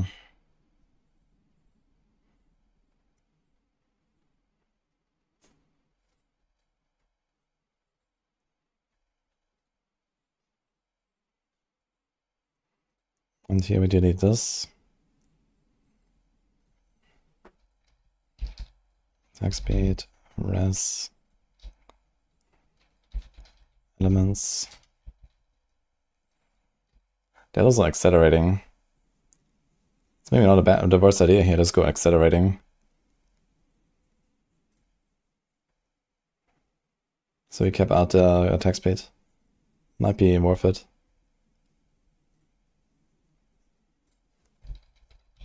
Mystic Circle, Hunter. Would also help. So maybe it's actually better to just go without Starless for this.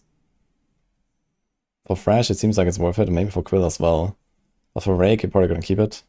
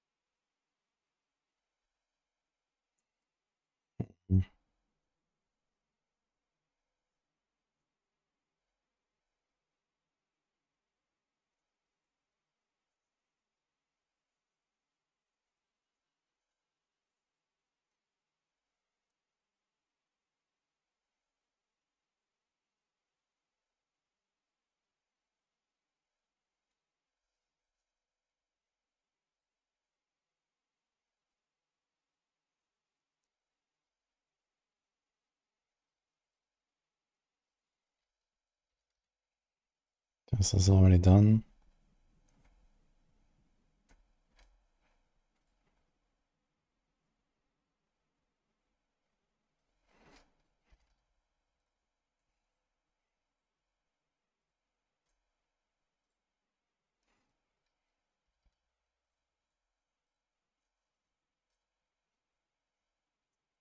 Do you like the new OP changes? Yeah, it's probably for the better this way. They just need to, like, you know, fix the builds that suffered a lot from it now in the next season, and then it's okay.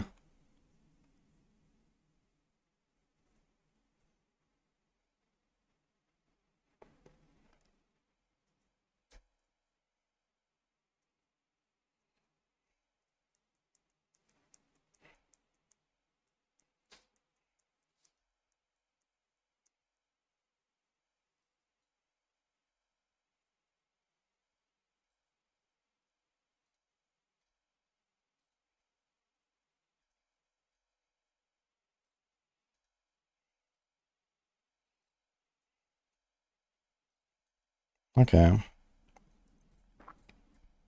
Let's do the rake one.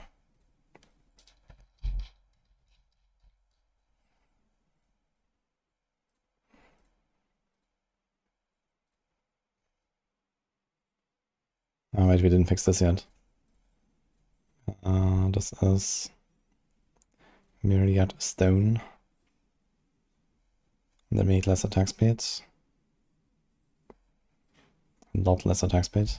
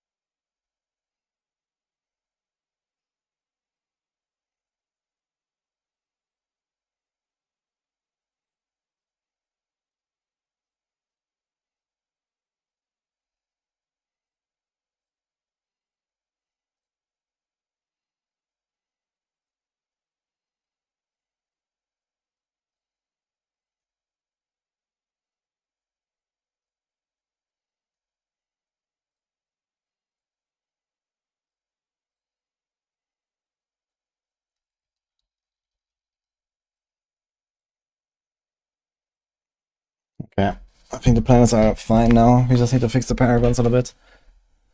The lower level versions. Oh boy. What do we even have here? Bitter medicine is not a thing. Okay, so let's delete all of these. Ding, ding, ding, ding. Okay, so this is the max paragon.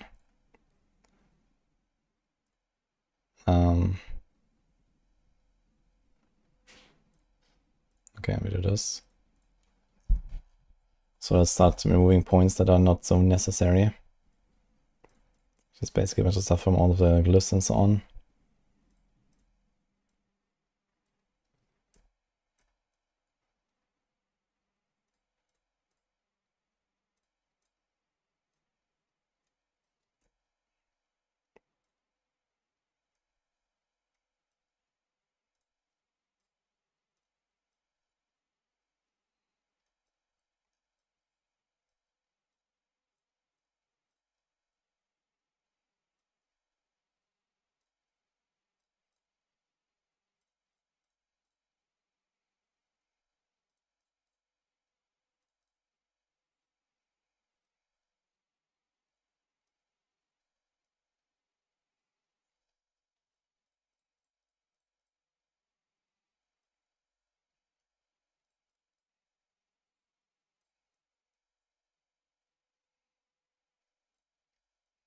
This is 41 points that we saved here.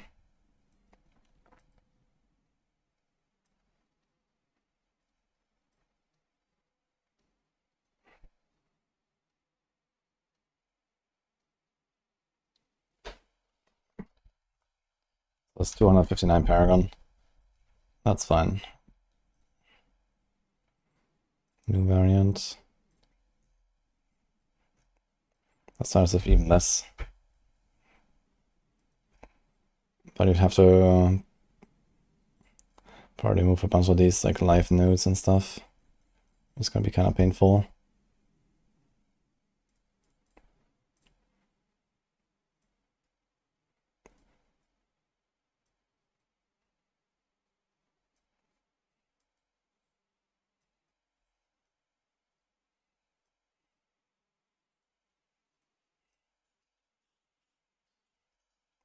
Probably have to put like an extra res and armor roll or so, and then this could kind of work.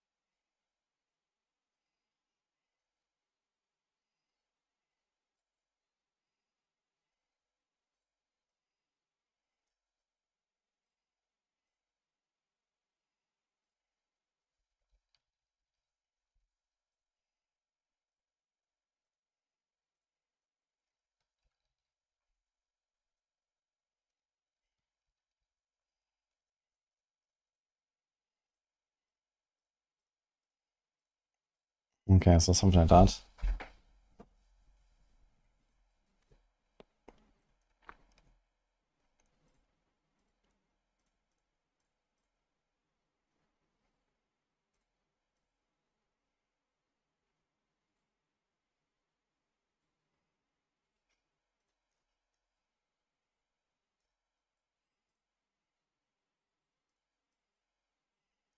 Missing one strength. That's funny. Can I get that?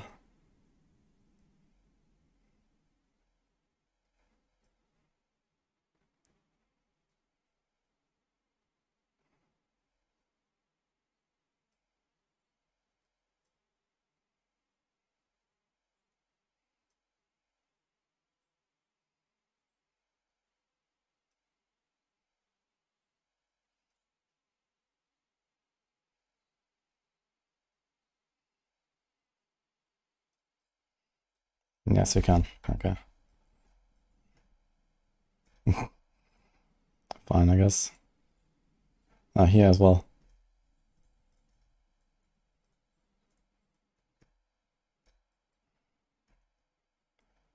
I wonder if I can keep this the same in all of the variants. And then let's try to get a dex node back somewhere. I think I did change one thing somewhere to get an extra dex node instead of a strength. I'm not sure where it was though.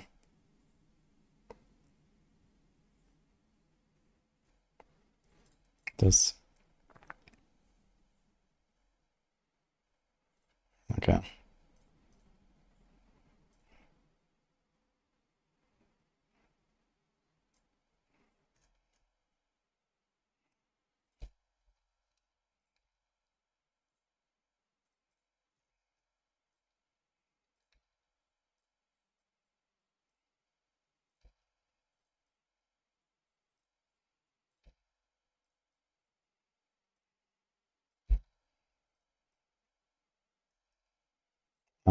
What do we do usually? Wait, let me see that.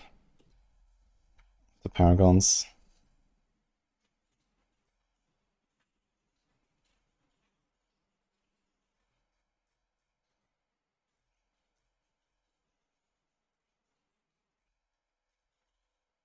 Wait, this is leveling?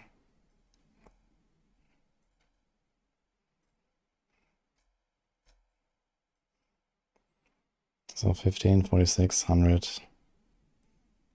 Okay. So I should do this step as well.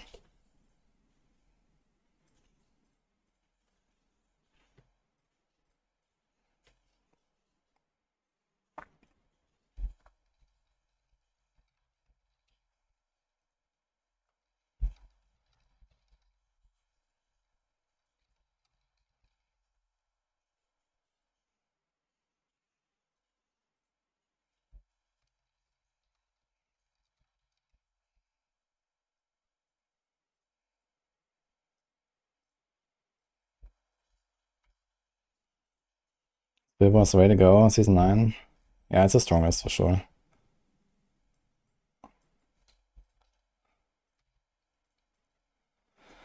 Alright, can we do this? Here, remove that.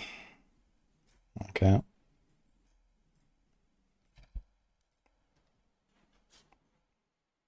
This seems to be okay, remove that.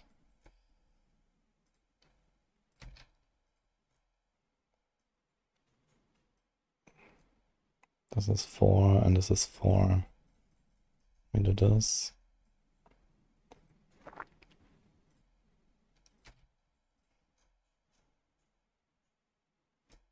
Perfect. And also. Okay.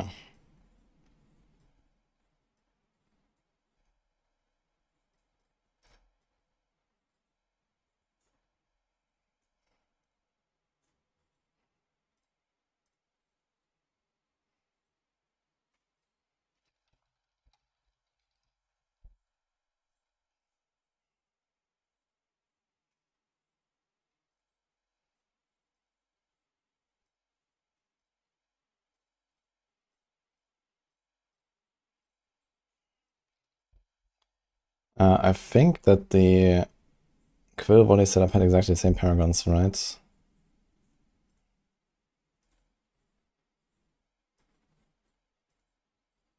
Wildfire, Hubris, Ritual, Revenge, Colossal. Yeah, okay, so you can actually copy all these over here.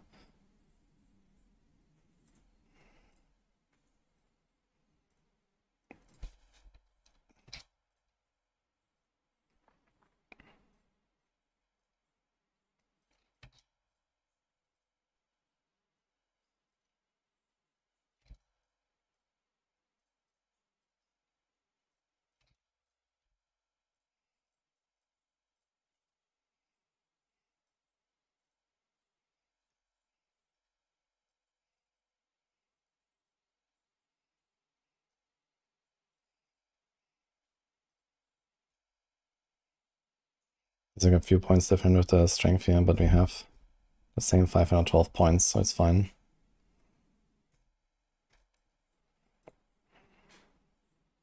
Okay.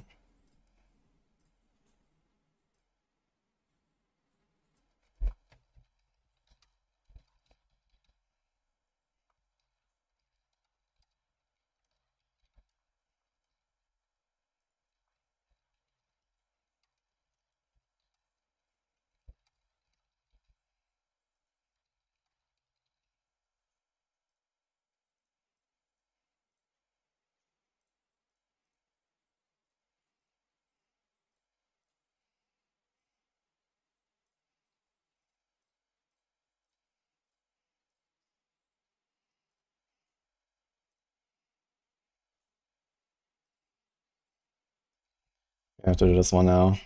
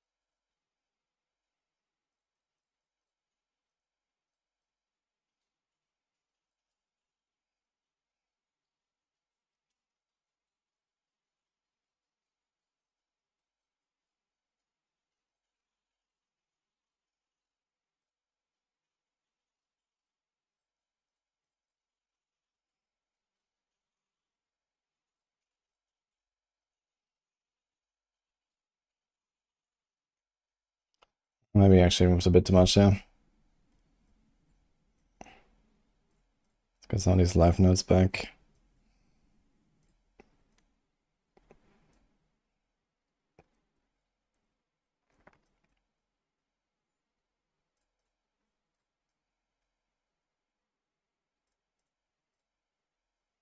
Gives us 247.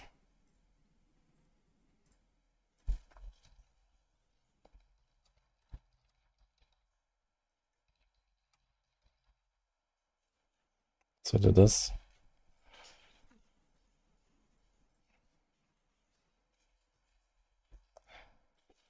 Now I can start removing the stuff.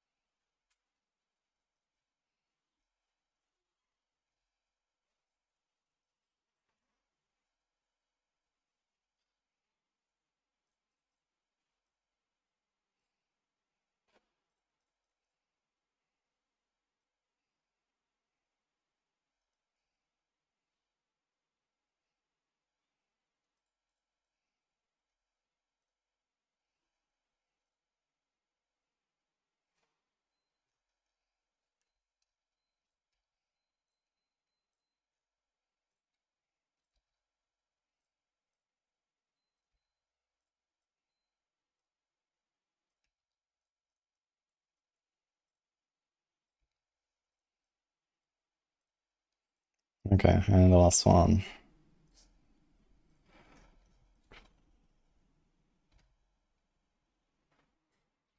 I'll make a build guide for Druid for Pulverize and maybe Earth Spike, but not more than that, I think.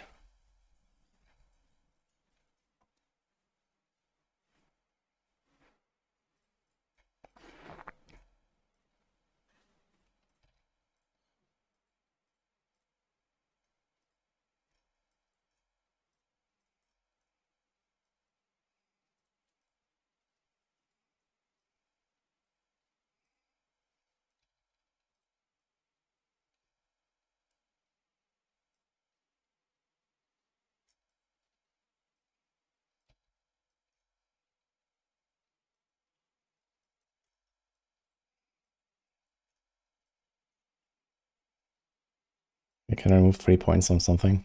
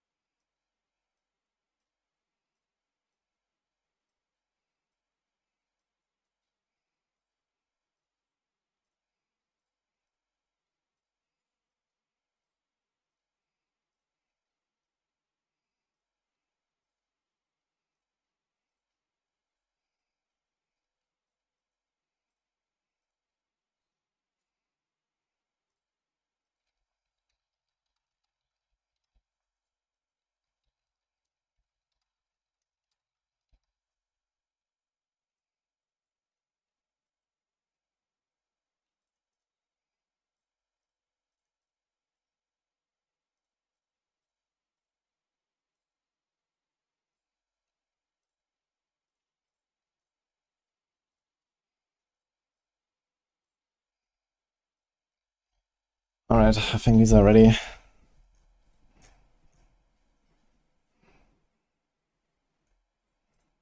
Polk. I think here we're also going for the Starless more than the Ancestral. Same here. Okay. I should probably note this, right? First of all, we don't even have the Fresh Planner here. Let's put this.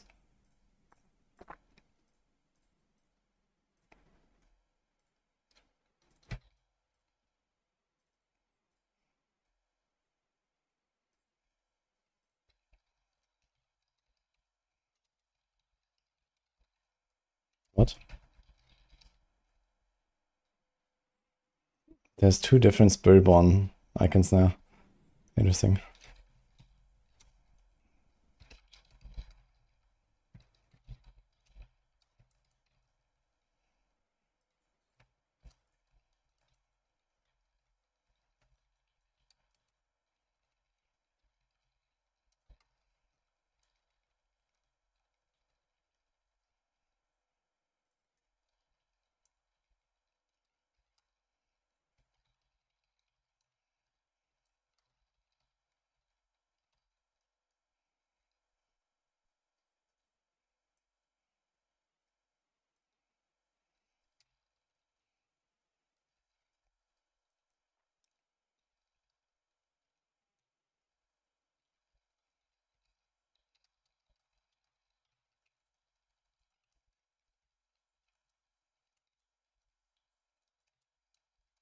That's some note here, I guess.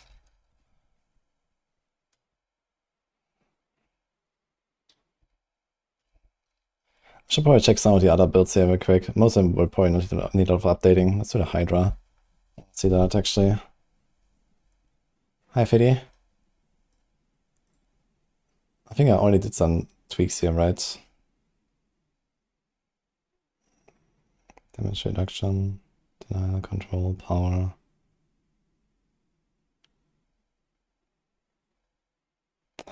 I think what you want here is actually the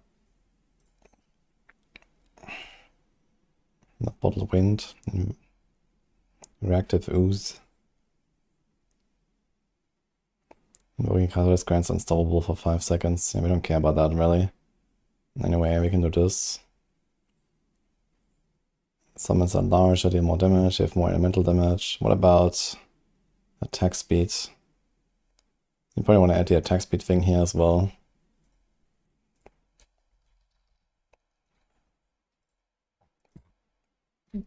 So we do that.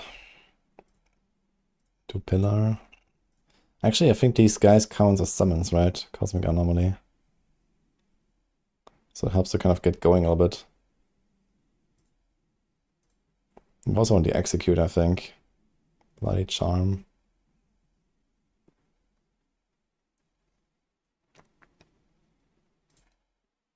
Let's do this. Denial, power.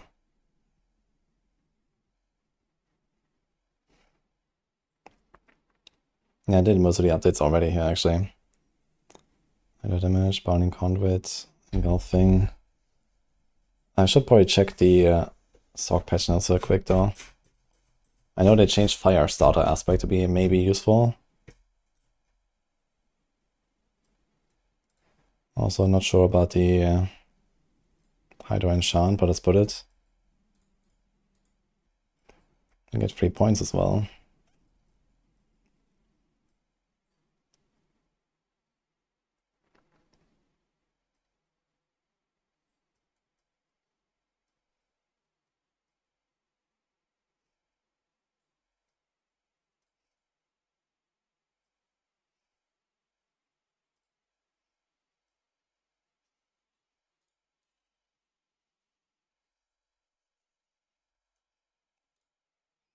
You get the mana there.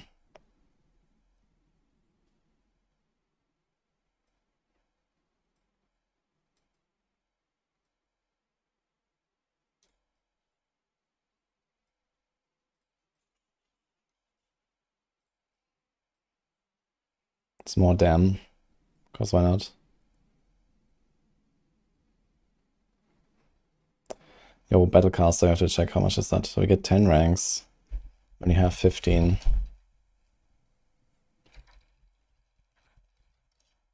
It's a 41% bonus. So it's pretty decent. Definitely better than the fire starter thing. One more teleporting Sorc build. Yeah, I mean, unless they like somehow Giga nerf teleport, I don't see that ever changing. Everything teleports. Even the non-Sorcs teleport, so...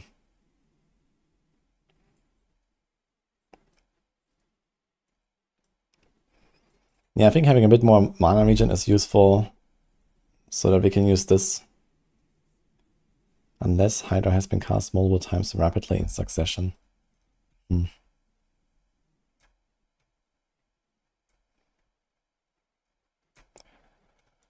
but it doesn't really change much.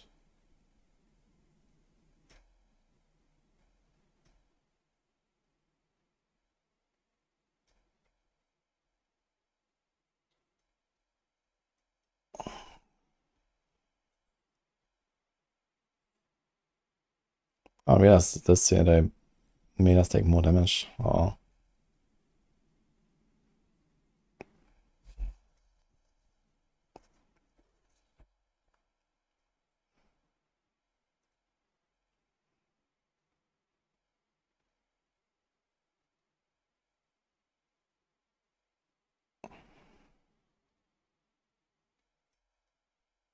Sam has 11k health and should be very tanky. There's a Shaco. There's the Exile Conduit. There's the 90 elements. There's Perma, full ice armor. Yeah, I think this is gonna be fine. Just, okay, what did we do before Mythics, I guess?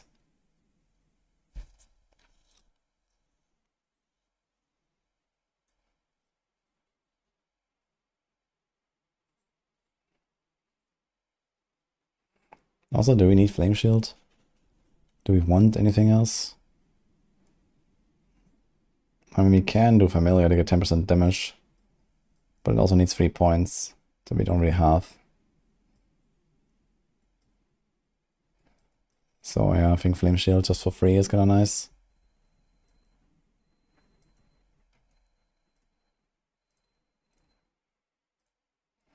We have a whole 6 points unspent.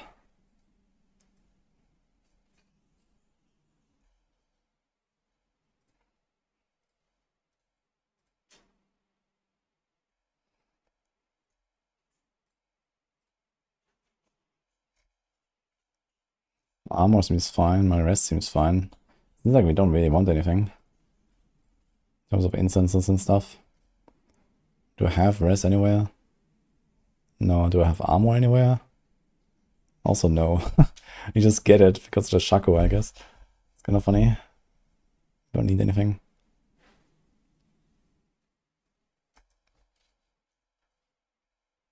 3,000 int.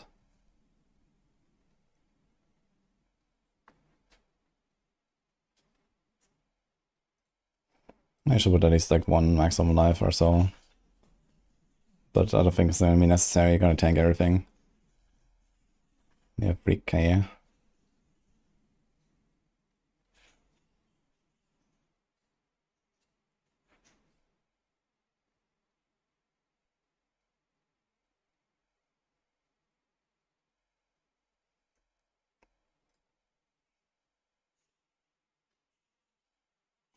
Conjuration damage reduction for one of the helm and chest slots. Yeah, without the Shaco, you probably do that. Just get a bit more tankiness early on. And then we probably have to get some cooldown. Main problem is going to be Inferno cooldown. It's 8 seconds. And then with Neo Sec, it's going to be 4 seconds. We probably have to do Orange Herald, actually, in order to get enough Inferno spawns. But yeah, we can do the Conjuration thing, and we can do Orange Herald, so we can do both. I guess that's fine. I just want to do like some Paragon variants real quick while we're here. We have 6 points. But there's literally nothing to take, so we'll just like random int nodes, basically.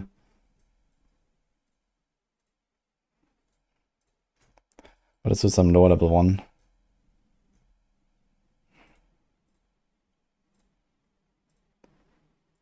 I can probably remove a bunch of these non-physical nodes and stuff, right? We should be fine anyway. It's a lot of the R here.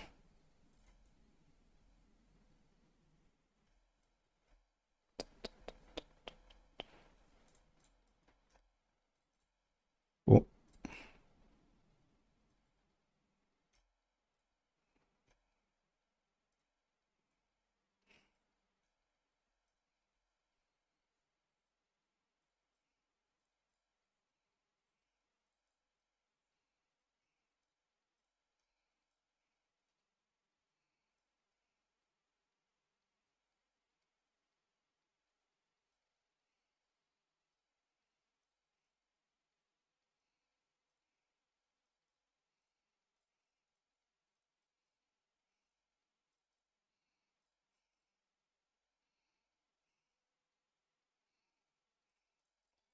I'm gonna remove this stuff entirely here.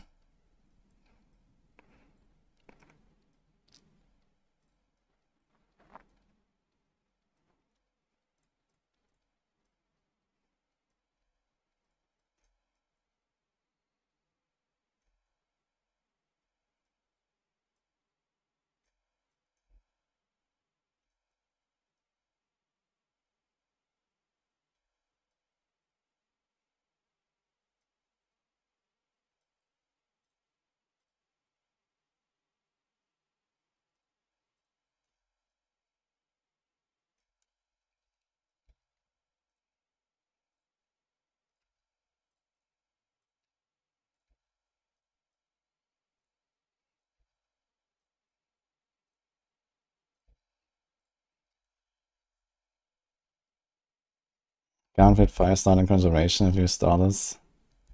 Yeah, Stardust is gonna be a bit clunky, I think. I'm not even putting Stardust. You also want the Inferno cooldown. Like, Battle Caster is really good. And the thing is, Battle Caster is even better if you have shitty gear. Because the less ranks you have, the better it is. So in that case, let's say, just don't go Stardust. I tried a little bit and it felt really clunky. Maybe for a push this could be something, but you still need to get a cooldown somehow. I'm not sure how I'll do that.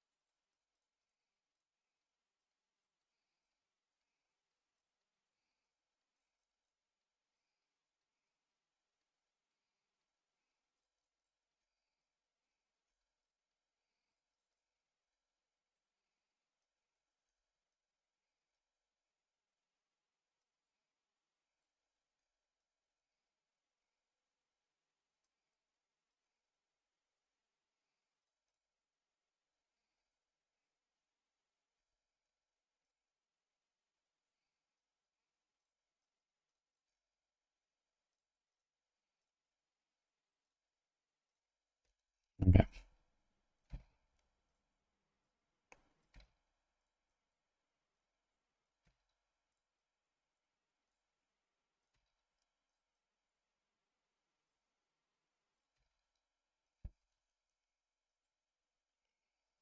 That's fine.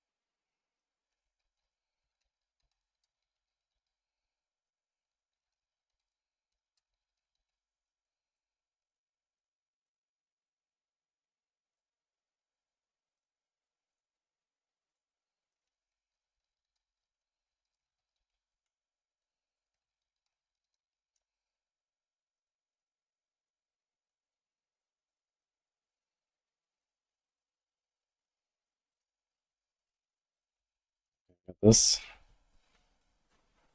And, well, I have to make the non-mythic version, so let's do that. Neo and Zac. Okay. Is there like another helm we would put here? Not really, right? God Slayer, it does have cooldown. You stun, freeze, or mobilize, pull in all the enemies. It's kinda neat, to be honest.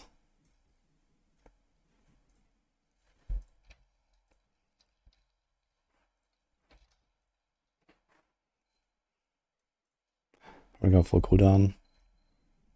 I also have to put 1 point into our flame shield here.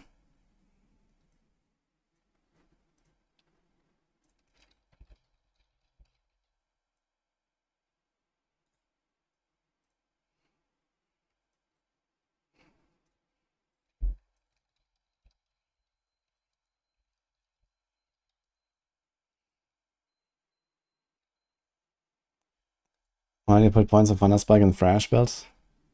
Because you need to put at least 6 points somewhere in order to reach the third category of skills. And there's no point to put more points in Thrash. And there's no passive that helps you. So sometimes you may evade, and then that evade will trigger a Thunder Spike, and that Thunder Spike can trigger a lucky hit effect. Which is extremely minor, but it's something. Thank you, MJ Stolen. How you doing, man? Going Sorc first? Nah, maybe third or so. I'm kind of excited to try the Hydra stuff. It was fun on the PDR, but I'm not gonna start with it.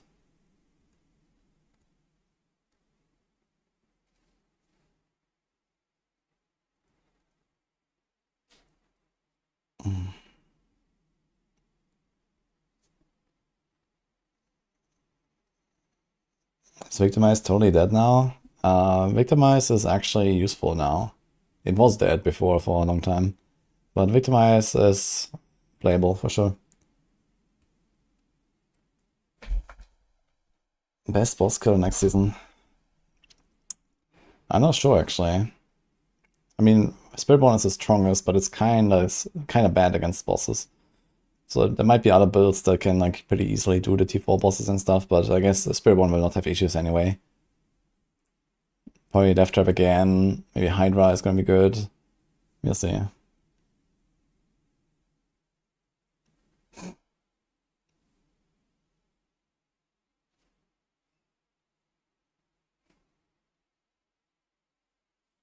Nice, MJ Stone. Will there be Gamescom in 2025? I'm planning to go, yes. But now last Epoch announced that they're starting the season exactly at Gamescom, so I'll have to decide.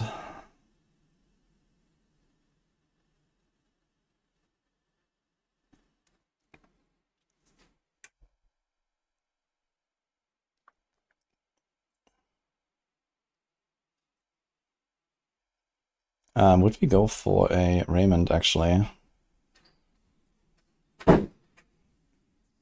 After teleport, close enemies are pulled in.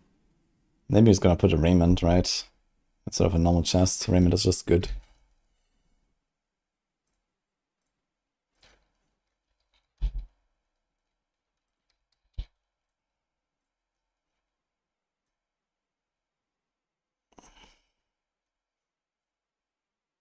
But yeah, we probably have to do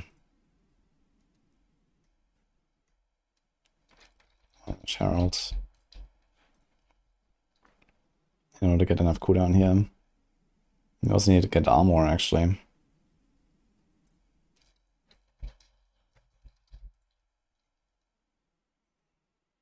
That's too much. What was that? Life?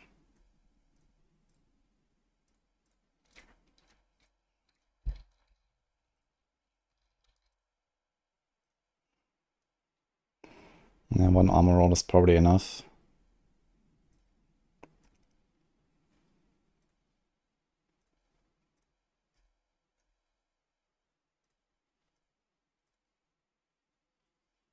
Can put a better mine.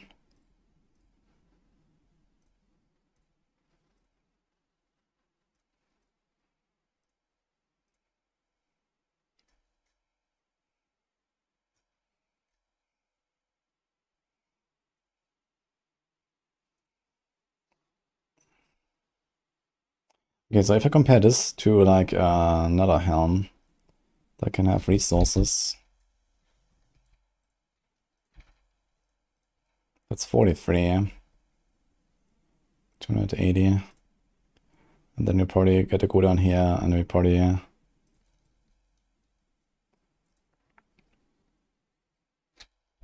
the Orange Herald here.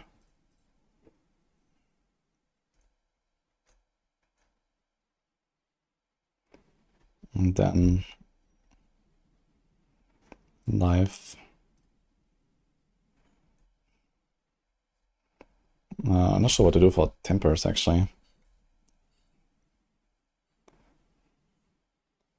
Armor. Armor could actually be fine.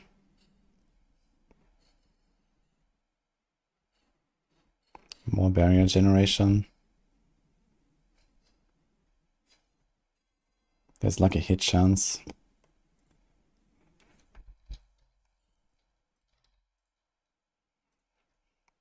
It might actually be better to go for a normal helm, because we get an aspect, and we get a maximum resource. Like, what's the difference? 280 mana.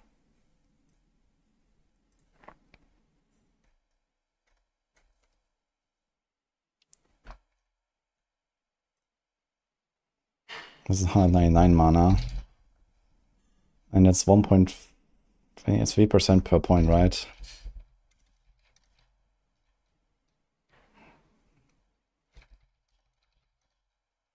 So it's like times 7 basically.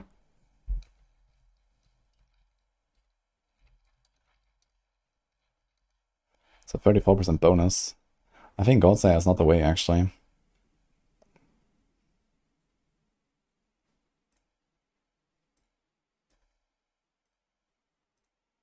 And then we can also keep the int here. Not go armor. Look at that, 1010. And we can keep bounty conduit here as well, so yeah, a bit faster.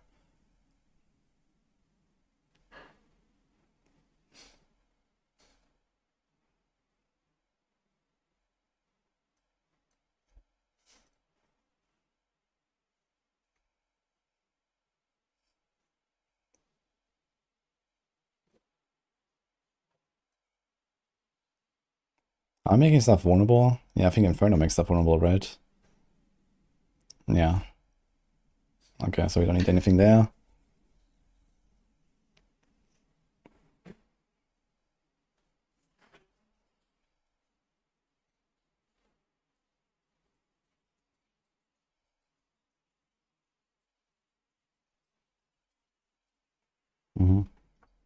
Hello. Thank you.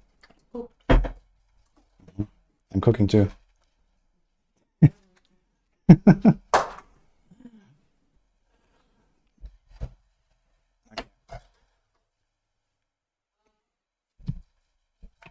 Hider ranks on helm. Ah, true. Wait, I forgot. Yes, Hider ranks. Wait. Auto Hydra. You probably want to keep the cooldown. And then do Hydra here. Questions, do you want Hydra ranks over resource? That would be interesting. How do I know it's looking? Lots of nerfs, but also lots of good stuff. At least the meta is changing, so that's something. And I like how they updated the Nightmare Dungeons, so I'm excited to play those.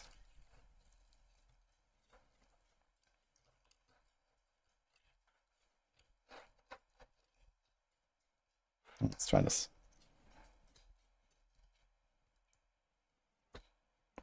Did they nerf Spiritborn? A little bit. But not that much. Not much of a meta change. I mean, Spiritborn has a new meta. Barb has a new meta. Sorc has a new meta. Druid has a new meta. Rogue has new metas. I don't know. I mean, everything changed, to be honest.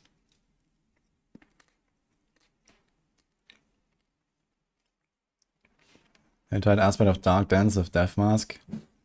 Yeah, I can't really make that work.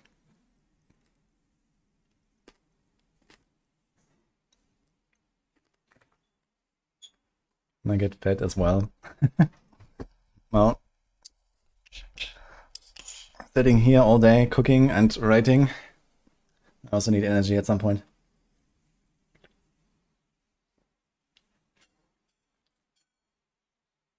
Frenzy Barb is not good. I mean, Barb in general is the weakest class, and Frenzy is kind of a meme build on top of that. So the other basics are okay, especially Lunge, but Frenzy is the weakest out of those.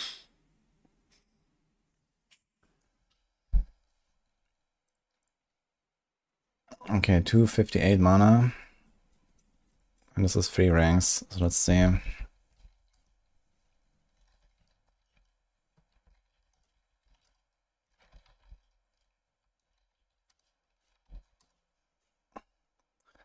Not such a big difference. 7.5% difference. So I think 3 ranks on Hydra are probably better than a resource here. How many ranks is this? 15.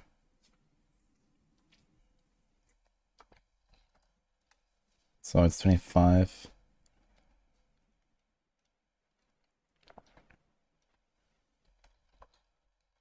Something like that. Yeah, so the GA for resource is better, but then you want to Hydra. Basically. It's like slightly better.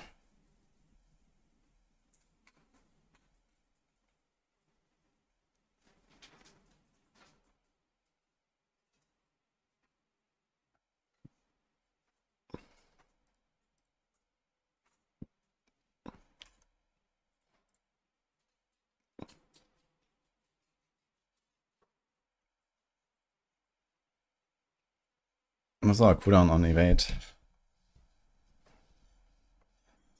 Teleport is a 2.4 seconds cooldown. 3.22 seconds. Okay, 2.4 seconds is fine, right? We do like teleport, Hydra, teleport, Hydra, teleport, Hydra, so something like that. So this will be fine. If you want, you can actually add a bit more cooldown here. Alright.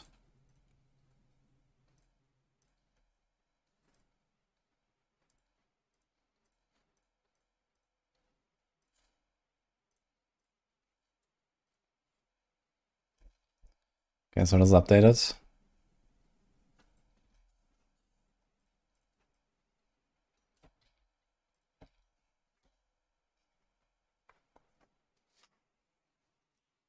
You want to play Hydra, remove the nerf to Lightning Spear. I think that ship has sailed, man. Too bad, actually. They should have changed Lightning Spear to just like arc less. Remove the overpower shenanigans. It would have been okay. 2 points and fireball worth. Yeah, you could actually do that. If you don't want to do the flame shield. Might be worth it. Also gives you something else to cast while you don't have a lot of cooldown for your teleport. This only works while they're standing in it, right? This doesn't work with the continue burning. Am I correct? Maybe I actually want to do that. So that might be good multi. Yeah, I didn't have that before because I was playing like the crit version of this.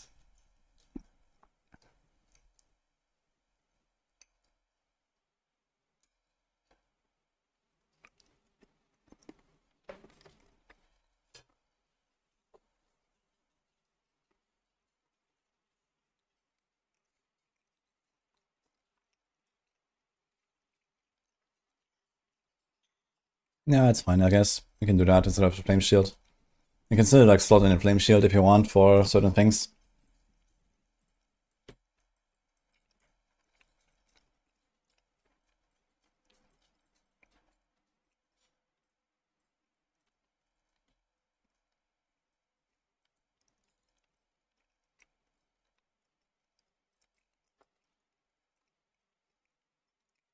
Oh, yeah, the skill actually has 11 ranks. Okay.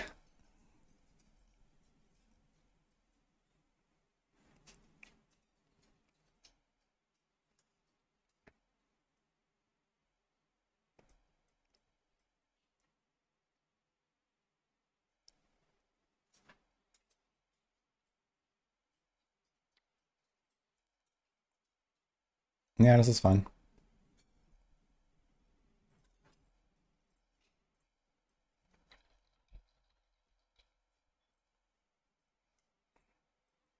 It's actually the same skill tree.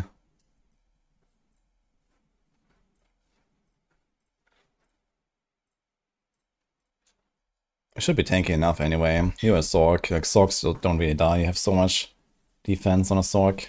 You have all this like damage reduction while healthy, damage reduction from elites, damage reduction from burning, whatever.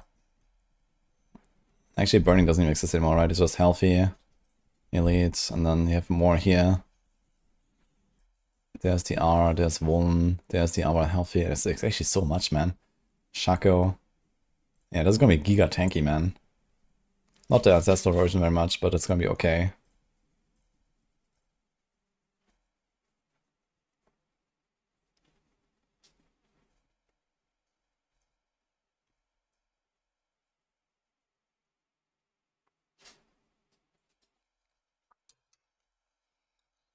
Watching Rax's campfire summary was depressing. Why?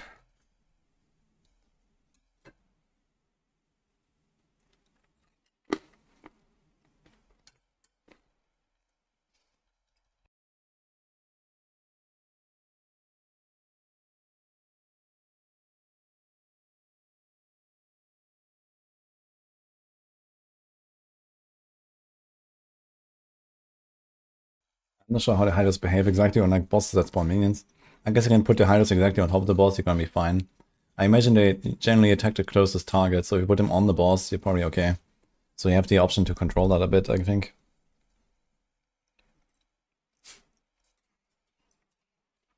I'll just check out Quill Volley a bit. Actually, I have a meeting in a few minutes. I have to stop my stream soon, guys.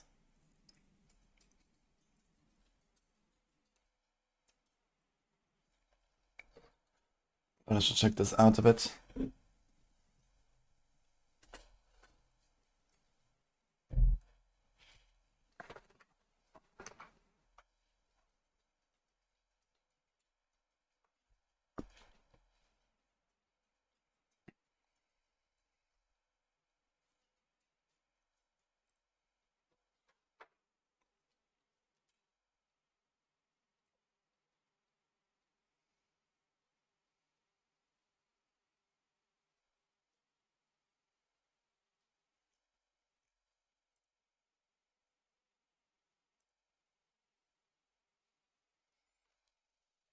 How much damage do we lose from the overpower changes? This setup has very little life, actually.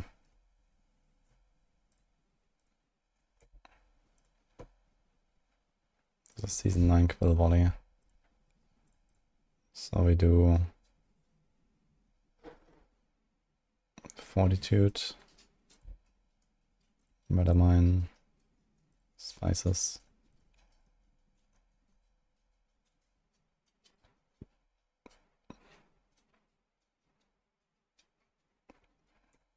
I think I will not continue to run against Blessing with the nerfs. So that's one thing. It's only 39 auras now with 2 Masterwork crits. It's not that much. So instead I can put something here, and then have Duelist on the boots. I think I was actually playing this with like Temerity, right?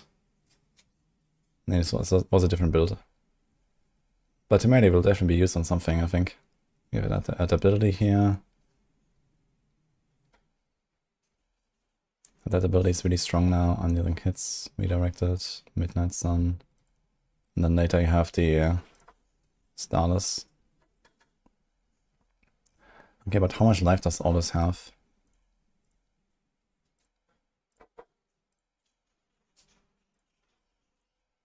12k life.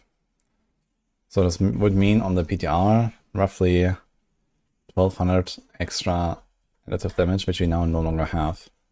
How much additive does this have, for example? 900, 11, 12, 1300, 1700, 2k, 2.1, 2.2. So the overpower nerf here was something like a third. I think a build like this will probably still run the Xan rune. But it doesn't have to do anymore, I guess. With Ahu and Q, Epoch and Xan, you can do full rune now, for example. Basically, you have to calculate how much uptime do you have on Xan. It has a 1 second cooldown, right? Yeah, so this means that if you have a 1 second cooldown and then get a 0.35 seconds proc, it's going to be roughly a third uptime, if you get it all the time. And if you have a third uptime, then this is just beaten by something like full rune, basically. Which is kind of interesting.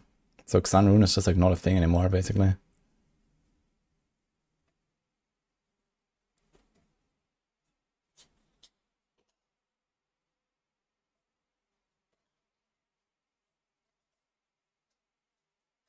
Gonna get all the ducks in a row. We have the Spiritborn meeting and then we have the full max soul team meeting. So I'm gonna go, guys. And then we cook more in the evening. Well, I'm not sure if we're gonna stream again. I'm probably gonna be writing the Balazan build, because at least that is done. And then we're gonna cook more tomorrow.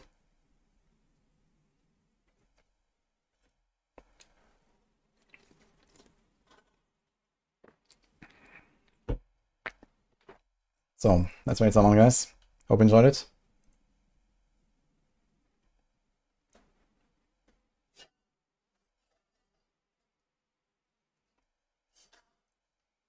That's good, right, Rob? So have a good one, guys. See you later. Or tomorrow, probably, actually.